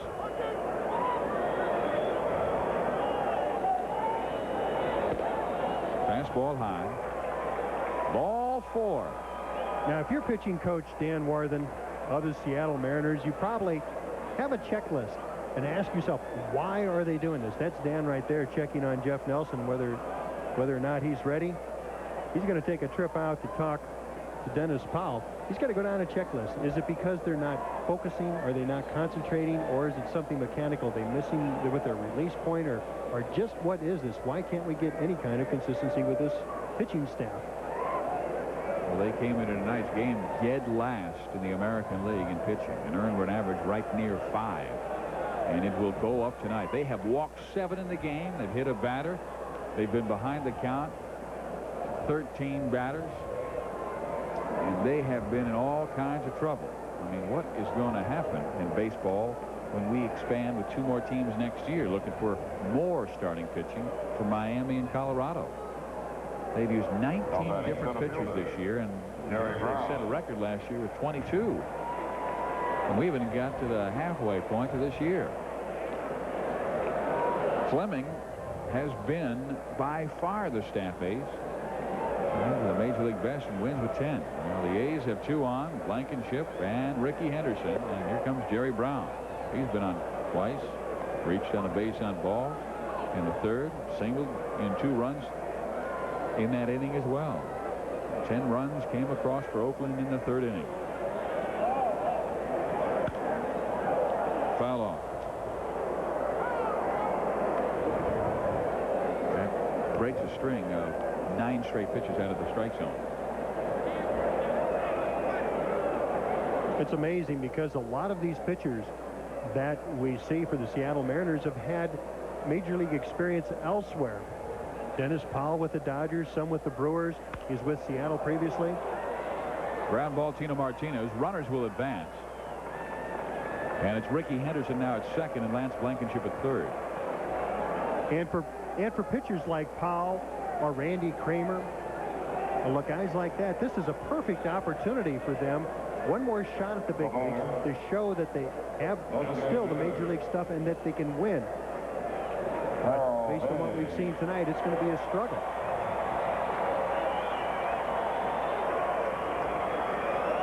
Here's Harold Baines. He has doubled in 2. He has homered in 3. He's got 5 RBIs. And he now has 30 on the year. Now this fella can come through. Boy, he can really help out Oakland's absence of Jose Canseco. Jose not playing tonight again because of the sore right shoulder. This is what Harold did in the 3rd inning. It was off a Haynes slider by Dennis Powell. 5 RBIs in the 3rd inning. He had 25 coming into the game, and he got 20%. Equal 20% of that total in just 1 inning. You're right, 5 RBIs in the 3rd alone. My scorecard is such a mess right now. I'm not sure if we're in the 3rd or the 6th. He's sent 13 to the plate in the 3rd inning. Baines goes right back up the middle, knocked down by Reynolds. In comes one. Here comes Ricky Henderson, hustling to the plate. The throw, not in time. It's cut off, and Harold can't pull it down. He gets Jerry Brown.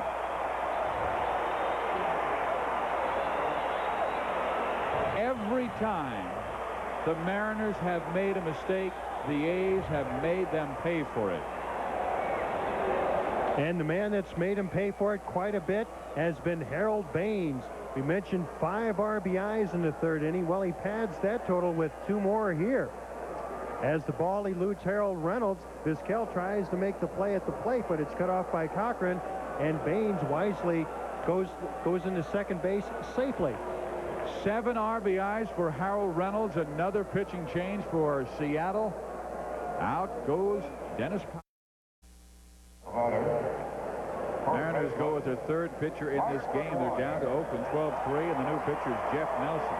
Big Jeff Nelson, 6'8", 225 pounds, a 4.5 earned run average this year. This is his 29th game.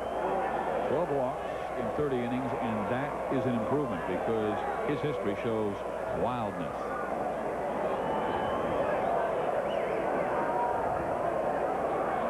And the first man he will face, guy almost as big as Jeff, Mark McGwire. First pitch by Mark to Mark is strike one. He's been on base twice. You see the 2-run home run. That's his 24th. He also has 59 RBIs to lead everyone in the major leagues. You might remember that year he had 49 home runs as a rookie in 1987. Well, he's on that kind of pace. And this was the one in the third inning. Breaking ball, just a line smash over the A sign and left. His 24th.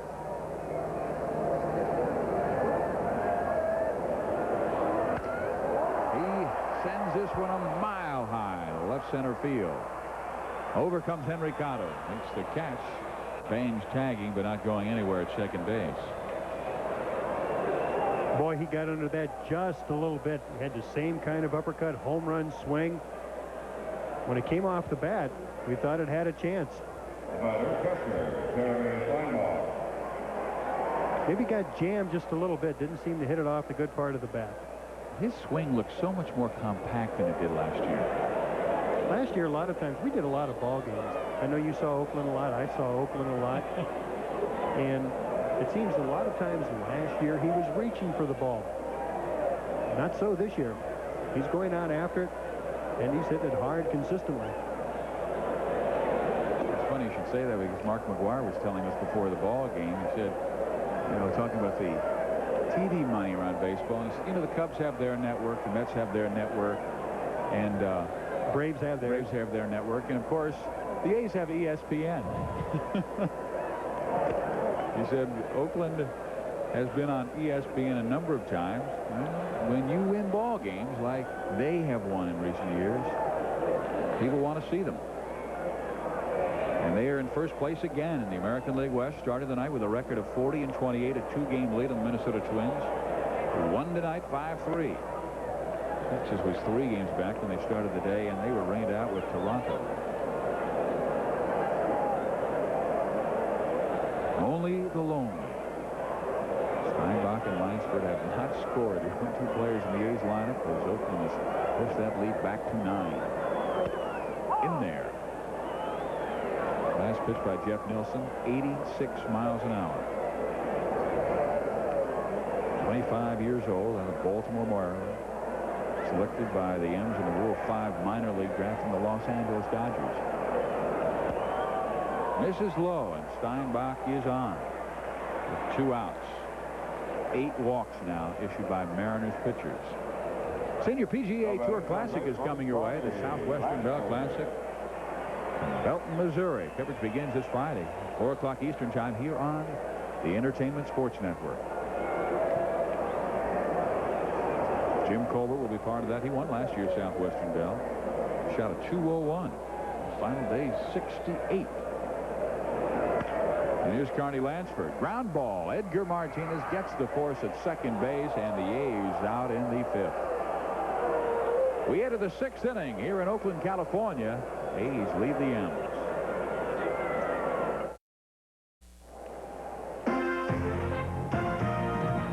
ESPN Major League Baseball is brought to you by Delta Airlines. We love to fly, and it shows. And by Farmers Insurance. We insure millions of homes, autos, and families across America. More than 20,000 on hand at the beautiful Oakland Coliseum, enjoying a 12-3 lead on the Seattle Mariners. A's won last night 7-2, first of this 3-game series. They'll go again tomorrow afternoon. Top of the 6th, Joe Sluzarski, looking for win number 5. He's been damaged in the 1st and in the 5th. Gave up a 2-run home run to Dave Cochran in that 5th inning. And now the 6th, Edgar Martinez, Pete O'Brien, and Tino Martinez.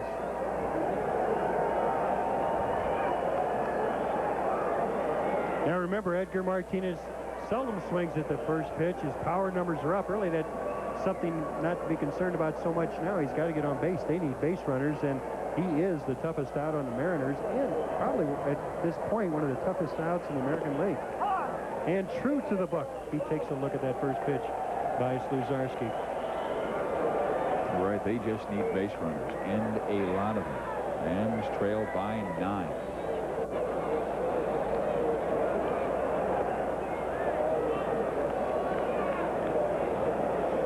This guy is 9th in the All-Star balloting, and entering today 4th in average, 3rd slugging, 7th in runs scored, and of the 9 offensive categories, he is 1st in 7 of them of all the American League third basemen. And most fans say, Edgar who? This guy is... You act like that surprises you. Well, you know, here in the West Coast, Jerry, we get to see him a lot, and every single time you get more impressed with this fellow from Puerto Rico. But the All-Star voting is not designed to pick the best players. Yeah. Remember that. So right out of the gate, you have to forget things like the fans' votes are exactly what they've done, really, because it's the fans' votes that matter the most. Sluzarski hits Edgar Martinez with his pitch, so... And that's the 5th time he has hit a batter this year. Just grazes the jersey. So nobody out, 1 on to start this 6th inning. And here is Pete O'Brien.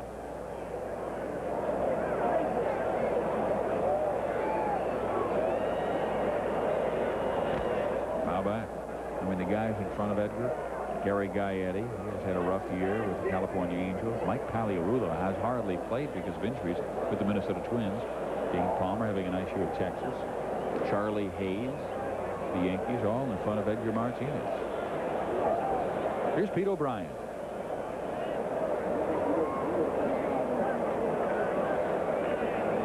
I'm going to tell you something about the All-Star ballot. If you put Brooks Robinson's name at 3rd base on the All-Star ballot, here's a guy who's in the Hall of Fame, been retired for a number of years. I'll bet he would get more votes than Edgar Martinez simply because of the design of the All-Star ballot. Is it right or is it wrong? If you ask a player who's deserving of being on that All-Star team, it's totally wrong because these shots to go to the All-Star game don't come all that often. Some guys who are stars are even left off. Mel Hall of the New York Yankees now. He's having not only a great season, but a fabulous week. Mark McGwire won a Gold Glove 2 years ago and shows you just why on that play to get Pete O'Brien.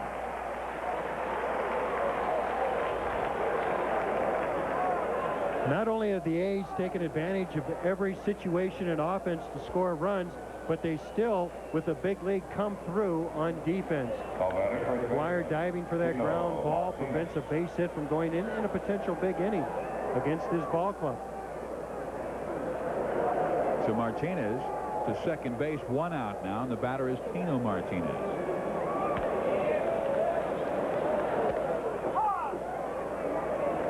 The question about Tino, by some scouts, they say he hits the breaking stuff well, the off-speed stuff well, but can he hit a major league fastball? And Sluzarski trying to come inside, misses low. It's a ball, a strike. That's just one of the questions that they pose, and they take really into account what he's done so far. There are some players that take just a little bit longer to develop at the major league level than others. Well, he goes after this offering and pops it up to shallow center field. Mike Bordick, 2 outs.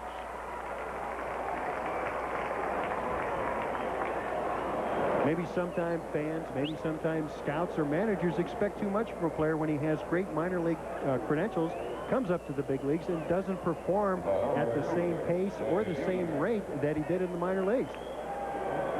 It's a big adjustment from AAA to the big leagues. You've seen the very best there is in the business. And it takes time to make those adjustments. Well, here's Jay Buhner. And he jumps on this one, launches it high, deep left center field. Ricky Henderson at the wall. Did he make the catch? No, it's gone. And Joe Sluzarski gives up his 2nd 2-run homer in this game.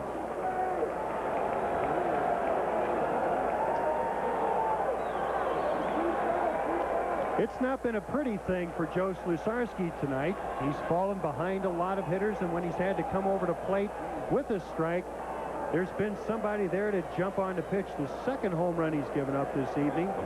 This time it's a high fastball at Jay Buhner. Ricky Henderson gives it his all, but comes down empty. 7th home run for Jay Buhner.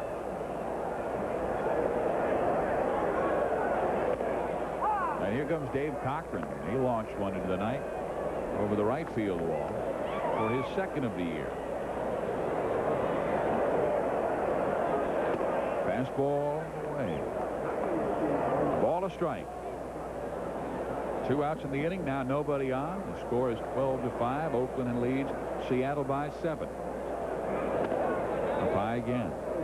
You know, there are really 2 lines of thinking about Slusarski tonight as we look at Tony La Russa hidden behind the camera. He could warm somebody up down in the bullpen, maybe bring him in for an inning and space things out for the remainder of the game and take Slusarski out and say, that's a good night, we're going to break the losing streak, and that's enough. Or he could look at it this way. Joe, you're having some problems. This is the perfect opportunity for you to work through these problems in a ball game. Find yourself. In the air, left field. Dave Cochran is taken care of by Ricky Henderson. But the 2-run home run by Jay Buhner has cut the lead to 7. Steve Physiak with one of the great pranksters of all time, Major League Baseball, Jerry Royce. The A's lead by 7. Is this the time of the game where you start lighting shoelaces on fire? No, I was never one to play with fire. Right now, in a situation like this, I would be back in the clubhouse to see exactly what they had for the post-game spread. And I'd sample it. I'd put myself out there as a member of this team to sacrifice for the other guys in the team and test it. That's what team play is all about. That's what Jerry Royce is all about. But the way Oakland has played tonight, I mean, they are really taking advantage of every single Seattle Mariner mistake. And that's why they're in first place. When we talked about this earlier in the ballgame, the simple fact that Oakland really doesn't rank high as a team in pitching, as in hitting or in fielding, as we take a look at Juan Augusto, the new pitcher for Seattle, but yet they seem to get the job done.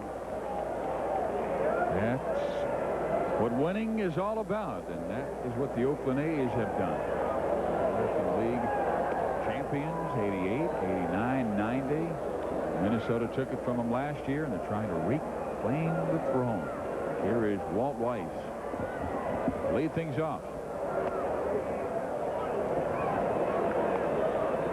Well, you'll be writing on the baseball to the umpires, I'm sure.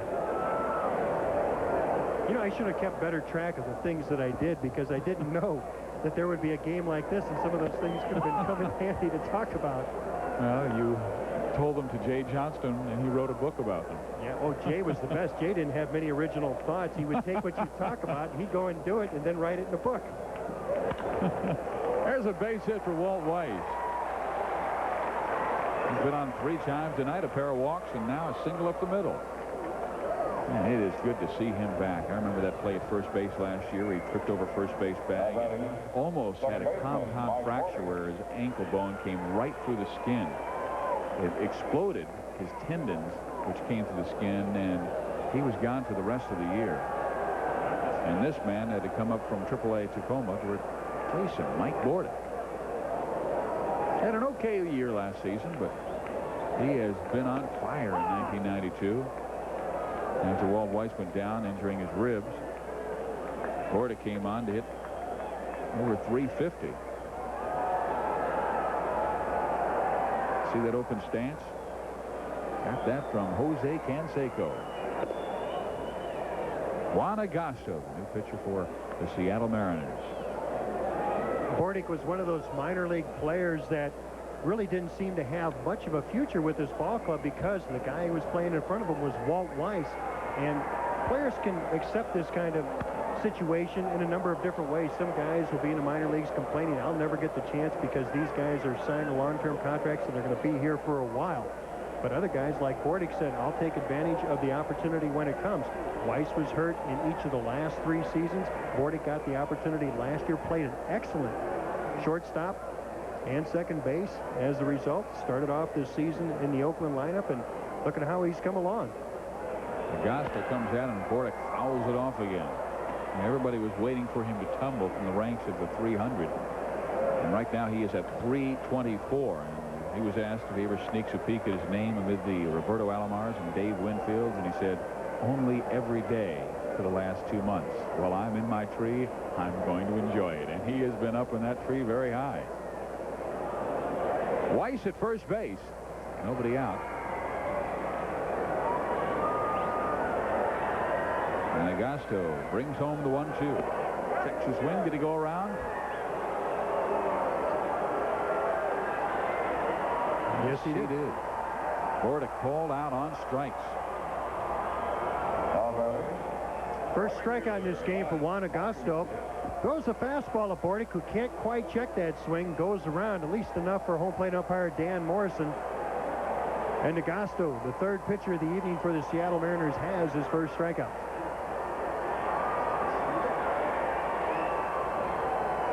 You talk about Bordick taking a look at his name among all the league leaders. I remember a former teammate who at one time on a Sunday morning saw his name at the top of the league leaders for hitting. He cut that out of the newspaper, took it home, and had it framed for the very reason this may be the only time in my career that this ever happens. My name in lights.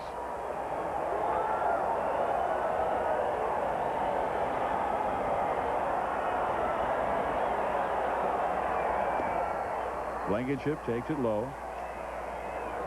And you're talking about cutting out things and seeing them.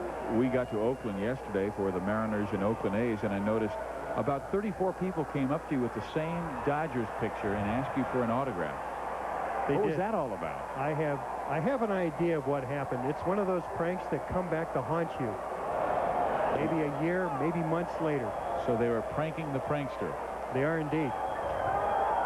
We have a 12-5 ball game here. The Oakland A's humbling the Seattle Mariners. A 10-run third inning. They scored 2 more in the 5th inning. And they've got a man on with 1 out here in the 6th. Agasto coming home, and this one's lifted in the air, but fouled on the left field line. Tomorrow on ESPN, we've got the Jays and the Rangers. Here on ESPN, Dave Campbell, Gary Thorne will be there for that contest. Roberto Alomar, one of the superstars in the Blue Jays lineup, against another up-and-coming star for the Rangers, Juan Gonzalez, who has been on fire in the month of June. Matter of fact, he set the all-time Texas Rangers home run record for this month of June with 10 now. Here, Lance Blankenship, the batter. Ground ball. Edgar Martinez got one. First base in time for the double play. A 5-4-3 double play ends it for Blankenship and the A's. Oakland still holds that 7-run lead on Seattle. Oakland A's looking for win number 41 this year. They lead Seattle 12-5. Earlier tonight, we asked Tony La Russa, what's it feel like to be back in first place in the American League West? The part that keeps you sober is that last year at this time, we had a lot of injuries, and we were competing well enough. And then in the second half, when we got healthy, we got outplayed by, clubs like Chicago and Minnesota and Texas. So it just shows you that whenever you do a job and you're hanging in there, the only time that you can really look back and pat yourself on the back is when it's all over. You start doing that too early, and you get your head handed to you. Well, Tony La Russa has things going his way right now. Came into tonight's game with a 2-game lead. And starts off Henry Cotto with strike 1 as Joe Slazarski back for his 7th inning of work. A's have some changes. Jerry Brown has moved from center field to third base.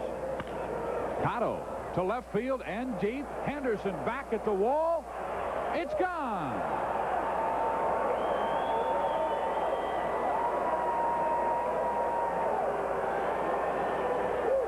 Three home runs in the last 3 innings off Joe Slazarski as Cotto goes deep on Slazarski.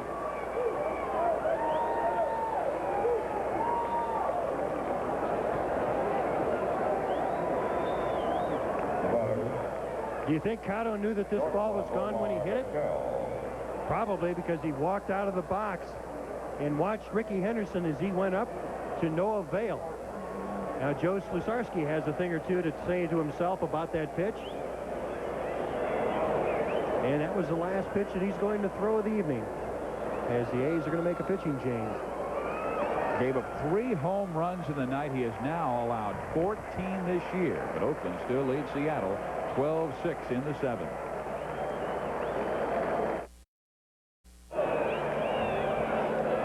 Henry Cotto just hit his 4th home run of the year. He's hitting next to Jay Buhner, who went deep earlier in this contest in the 6th inning for a 2-run shot. 6 runs for Seattle, but Oakland has 12, and now Vince Horstman comes on to throw. He's the rookie left-hander claimed off waivers from Toronto on March 20th. And he throws in the outside corner for a strike, and he has really pitched well. I mean, he has given him another left-handed setup guy to go with Rick Honeycutt.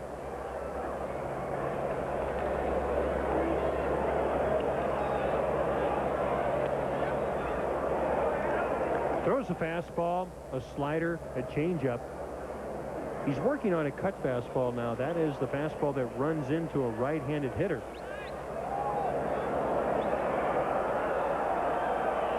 Well, you've got some crazies out in left field. About 4 fans came out in the field and bowed down to Ricky Henderson. They're going to bow down in a few minutes to some of these police officers after they get them under the stands.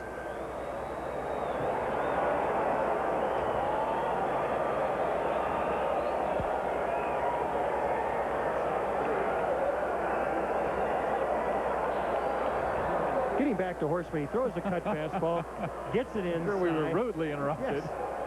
How dare them? And now they're doing it to you, Jerry. Vizquel to left field. Here's Ricky Henderson, and he snaps at it to take care of Vizquel. Strzelarski, 6 runs. All of them earned. 3 home runs allowed. I don't think he's comfortable yet. I wouldn't say so. In 3 of his last 4 starts, he got bombed. Well, I don't think he necessarily... it's a bittersweet kind of situation for him tonight. He has a chance to get a victory and get off the hook for this losing streak and get back at least in line as far as winning's concerned. But was it a good performance? Was it something to build a streak on? Well, that remains to be seen. I'm certain everybody concerned with the A's would have liked to see him do a lot better, especially considering the leads that he's had in this game. Well, now Vince Horstman faces a left-hand swinging Greg Briley. And left-handers barely hitting 200 against Horstman. Right-handers have been solving them at a 341 clip. As the count, 2 balls, 1 strike. Briley, who is 1 for 2, double, scored a run, grounded into a double play, walked in the 5th. And fights it off his fist. Walt Weiss throws him out, 2 gone. The amazing thing about that at bat would be is that he got jammed on that pitch so bad that if he didn't break his bat, I'd like to know why. That is getting into somebody's kitchen. Well, there comes Harold Reynolds with 2 gone, nobody on. It is a 12-6 ball game. Oakland with the lead.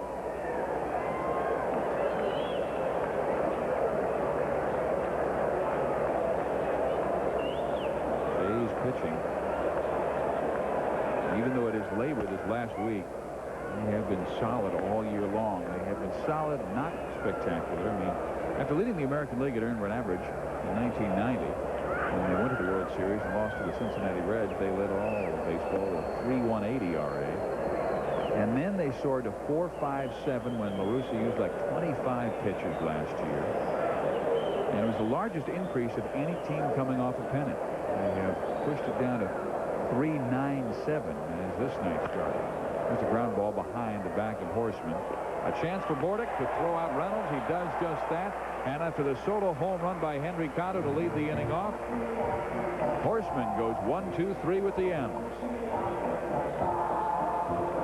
27,963 on hand at the Oakland Coliseum as the A's leading Seattle 12-6. That puts the A's over 1 million for the year.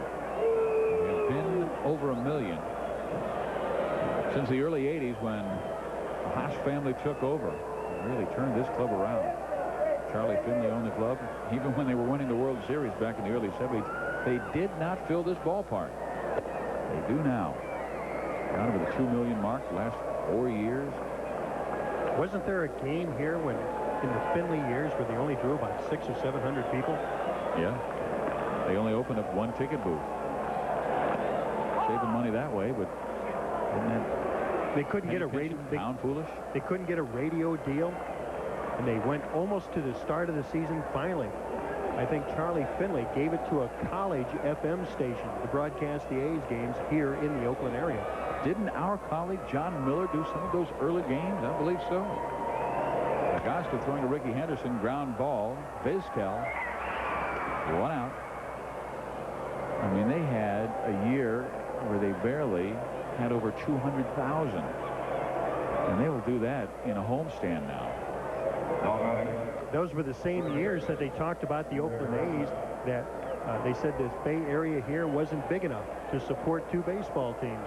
And then when the Giants met the A's in the World Series that season, Giants and A's combined drew 5 million fans. Here's Jerry Brown with 1 gone. And Augusta, sidearm, and drops it off the corner. Ball 1. There is Kevin Mitchell. There were rumors around the Bay Area that he was going to go to the Philadelphia Phillies, but that was all brought up by the media.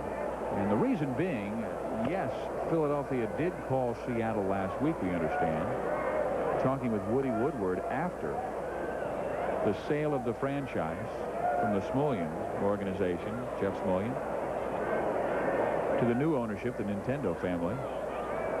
And they said, hey, are you interested in trading Mitchell? Woody Woodward said, no, we are not. And that was the end of the discussion. And all of a sudden, names like Wes Chamberlain, Pat Combs, and Ricky Jordan got involved.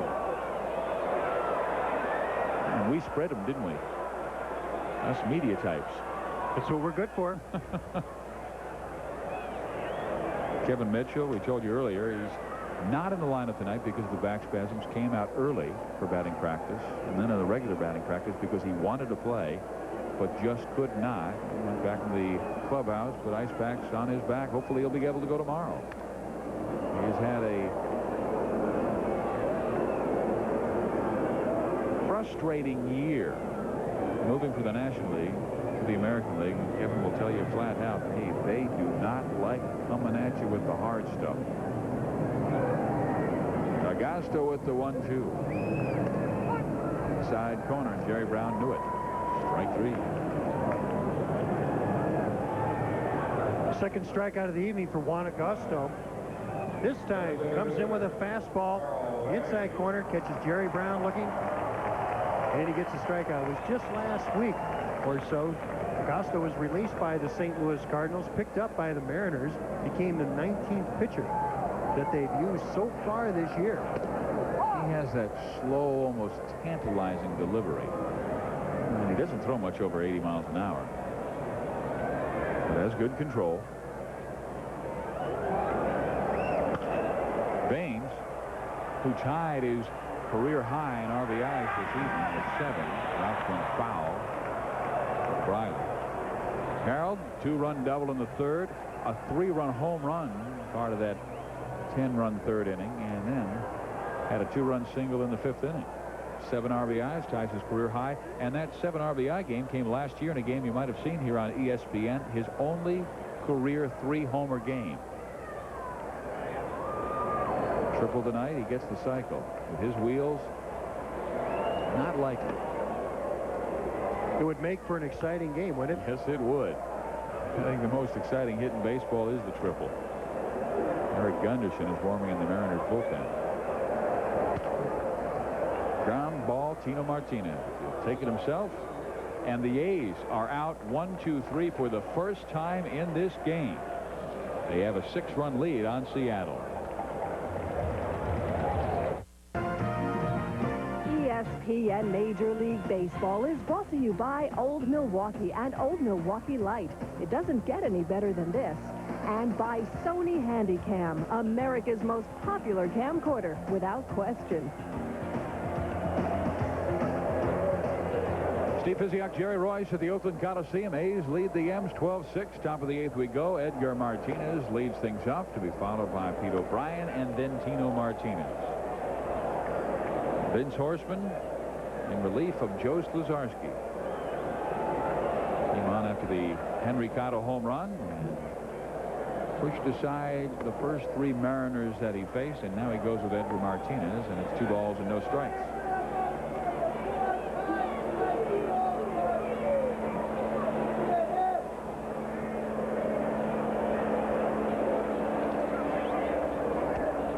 In there, 2-1. Edgar, interesting story growing up.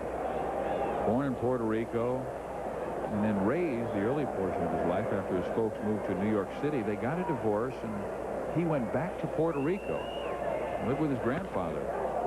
He launches one deep into the night, left field, and out of here. A home run for Edgar Martinez, his 10th of the year. Grandpa taught him well.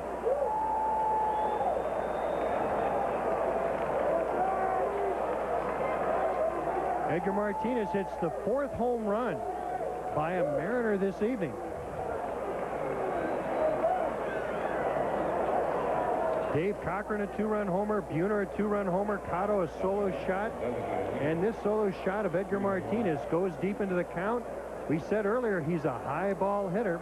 His power numbers are up this year, and he is the toughest out on the Mariners.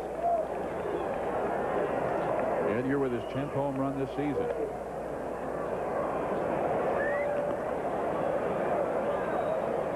So Horseman has given up a long ball. It's now 12-7. Oakland leading Seattle.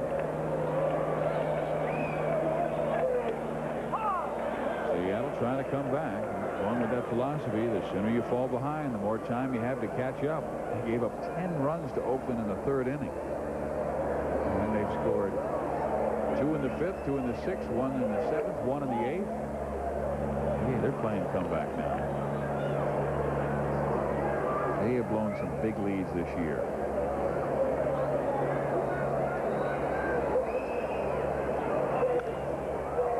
O'Brien pops it foul. 2 balls, 2 strikes.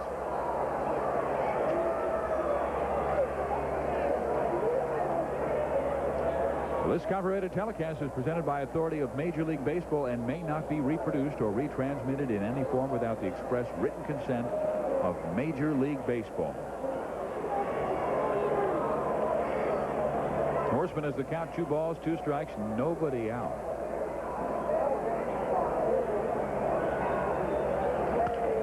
O'Brien lines it right to Walt Weiss. There's 1 gone now.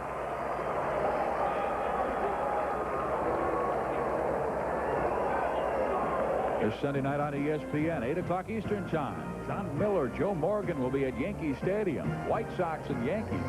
Big Frank Thomas going for the Sox. Roberto Kelly going for the Yanks. That's ESPN's feature attraction on Sunday night. Major League Baseball. Here with 1 gone, Tino Martinez is the batter. He is 1 for 3 in the evening. A base hit in the 5th. The run scored on the 2-run home run by Dave Cochran. It seems like a real staple of the winning days of Oakland is their starting pitching. Bob Welch, Dave Stewart, and Stu. With his 5 seasons where he won 20 straight games. Martinez to right field.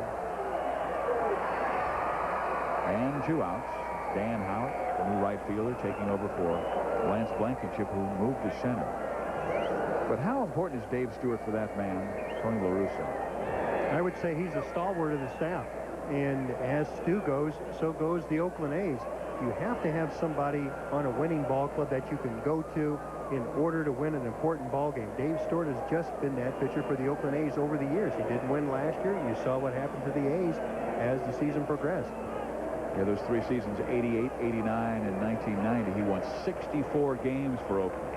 Stewart, such an important man on this A's staff. They have a 5-run lead on Seattle in the 8th. Runs in this game, and now in the 8th inning, they go with Kevin Campbell, a right-hander, to face a powerful right-handed swinger in Jay Buhner.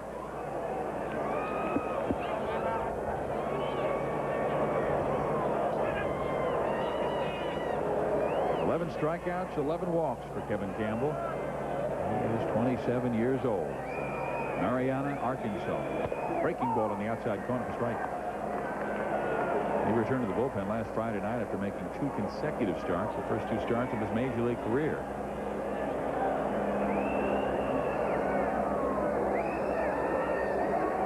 Another breaking ball that Buhner does not like, so he whacks it foul. Strike 2.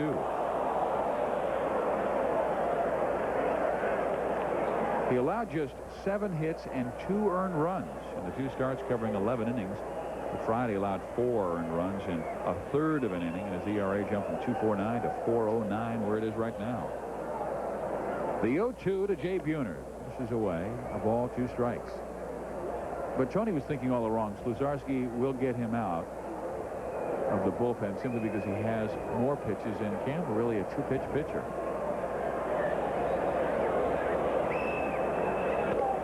And fortunately for Sluzarski, he had an opportunity tonight to work through some of his problems. He threw a lot of pitches. He went 6+ innings. And really, that's all that managers ask of pitchers. But there has to be something of a bittersweet feeling for Tony La Russa at this point, because it really wasn't that impressive of a performance for Sluzarski. It is for Kevin Campbell as he strikes out Jay Buhner on 6 pitches. We head to the bottom of the 8th inning with Oakland leading Seattle 12-7. Steve Physiak, Jerry Royce at the Oakland Coliseum. Bottom of the 8th inning, Oakland 12, Seattle 7. The new pitcher for the Mariners is Eric Gunderson. He was picked up from waivers, left by the San Francisco Giants in spring training. He has a 2-1 record with a 1.5 impressive earned run average. Only 6 innings of work as he pitched in AAA Calgary. Walked 1, struck out 1. Good fastball, good sinking fastball, and just about every pitch he throws has a little bit of a wrinkle to it, and he'll need just that because Mark McGwire will lead things off here in the 8th inning, and he's the guy who really blew this game open. It was 2-1 A's, and he launched one into the night, a line shot over the left field fence, his 24th home run this year. The 2 RBIs give him now 59 for the year. Home runs and RBIs, the Major League's best.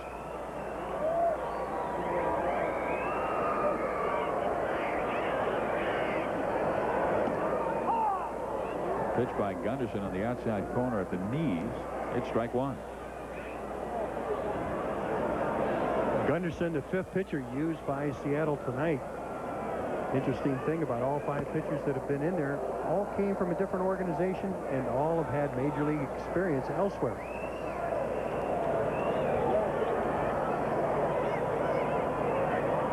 Gunderson the 1-1.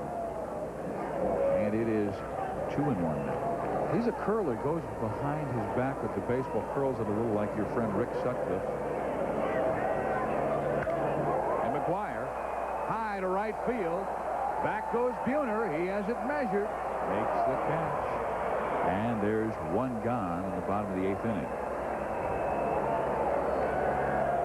Rodney Moore, the Mauler, and Ramon Zavala go against each other this Thursday night, 9 o'clock Eastern Time, from the Blue Horizon in Philadelphia, Pennsylvania. That's part of our top-ranked boxing feature here on ESPN. Here's Terry Steinbach.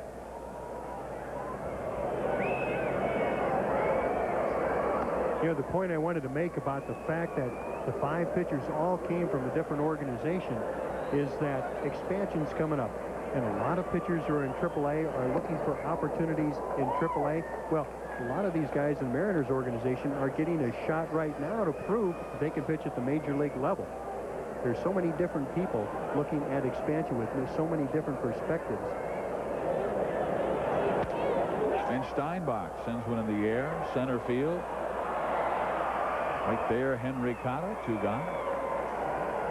When I talk about that, the reason why is because it affects everybody. And this could be a sample of the kind of pitching that could be on an expansion ball club.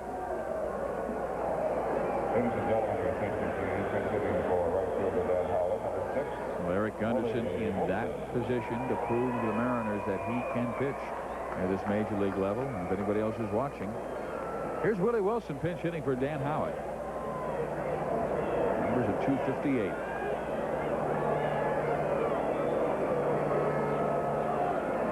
Dave Henderson still not off the disabled list. They may wait until after the All-Star break to get Hendu back. And he is such a valuable piece to the puzzle of Oakland's success through the years.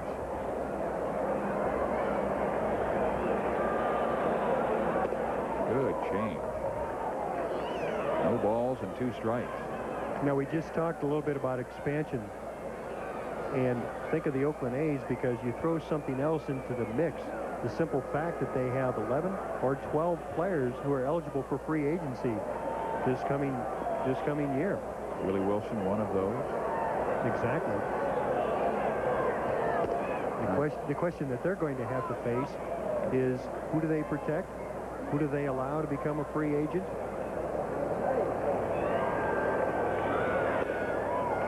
Good pitch by Gunderson. Well, he gets the A's 1-2-3 here in the bottom of the 8th inning, so we head to the 9th. Oakland still holding to a 5-run lead. 12-7 lead on the Seattle Mariners as we head to the 9th inning of play. And the Mariners last year, 5 games over 500. Right now, he's steering the pace of 12 under. Their earned run average, their pitching has been a huge reason why. Runs per game, just about the same. Man, if you don't have the arms, you just aren't going to get it done. It's a rippling effect. You got the pitching, they fall behind in the count. We've seen it tonight. Defense gets on their heels. They can't come up with the plays, long innings, and then the offense just can't seem to catch up. Well, here's Dave Cochran to lead things off. He's hitting from the right side. Or excuse me, the left side against the right-hander Kevin Campbell. He hit that 2-run home run back in the 5th inning. The Mariners have homered in each of the last 4 innings. Cochran takes that fastball inside. A ball, a strike. Sports Center's coming your way next on ESPN. All the scores and highlights from around the major leagues. No one got away from Campbell. Minnesota, second place in the American League West. They beat California tonight 5-3. Toronto and Texas were rained out. The A's will hold a 2-game edge on the Minnesota Twins. Should they win tonight, lead by 5. Fastball is popped up. Third base side, Jerry Brown says he has it, and he does. 1 out. We're telling you about Sports Center. Tom Meese and Chris Myers are there to tell us about some of the fellows who were on the mound tonight, like Nolan Ryan for Texas, Levin for the California Angels. Michael Chang loses at Wimbledon tonight, and a tragedy strikes the Detroit Lions again. Oh, my. That and the scores and highlights of the major leagues coming up next on Sports Center. Here's Henry Cotto. He homered as well tonight. That came back in the 7th inning. A solo shot to lead off the 7th.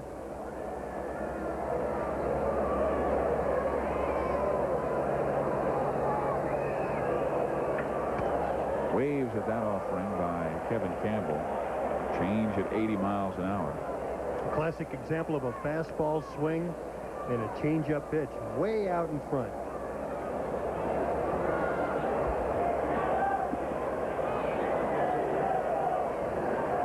The strength of this Oakland team. An excellent lineup for power. Solid, yet unspectacular pitching, with the exception of that bullpen, which has been outstanding, in particular their ace of the pen, Dennis Eckersley. Kevin Campbell trying to be part of that pen. The 2-1 to Cotto. Breaking ball on the ground. Jerry Brown throws out Henry, and the Mariners down to their final out. You have to give the A's, manager Tony La Russa, the coaches, and the players a lot of credit, because they haven't had a team entirely healthy for the entire year. They really don't shine against the league in any stats in particular, but yet they're in first place. We said it before, they do the little things, but something else to keep in consideration is the fact that no other team in the American League West has led a charge to this point against them. Minnesota trying to do that. They're the reigning world champions. And the Texas Rangers with that awesome 1-9 power. But do they have the pitching to overtake La Russa's A's? 2 outs now in the 1-1. He's low to Omar Vizquel. And with the Mariners, now that the sale of the franchise is almost complete, they can get back to running their baseball program. And it is a young program with a great deal of enthusiasm and potentially a fine future. But the problems with pitching this year have cost them dearly. Well, still confusion reigns in Seattle. You see Harold Reynolds on deck. His contract's up next year. What's going to be done with him with the new ownership? And it also extends into the front office. Who are they going to keep? Who is going to be allowed to walk? And will new management bring in their own people? These are questions that are going to be answered probably in the next few months, maybe even the next year. That Nintendo group that bought the ball club named John Ellis, CEO. He is the chairman right now of Puget Sound Power and Light, but now the CEO of the Seattle Mariners. And Fay Vincent, the commissioner of Major League Baseball, saying that Mr. Ellis has total authority of this baseball team. Vizquel ground ball. This should do it. Weiss throws out Omar Vizquel, and the A's have won their 41st this year. 19 runs in this game on only 18 hits, 10 walks, 2 hitters hit by pitches, but the A's prevail. Winning pitcher Joe Sluzarski gives him 6 runs, but wins his 5th. Losing pitcher is Randy Kramer. The A's are now 41-28 in the year, a 2-game lead on the Minnesota Twins. They lead Texas by 3.5. Mark McGwire hit his 24th home run. For Jerry Royce, I'm Steve Physiak. Stay tuned because SportsCenter is coming your way next.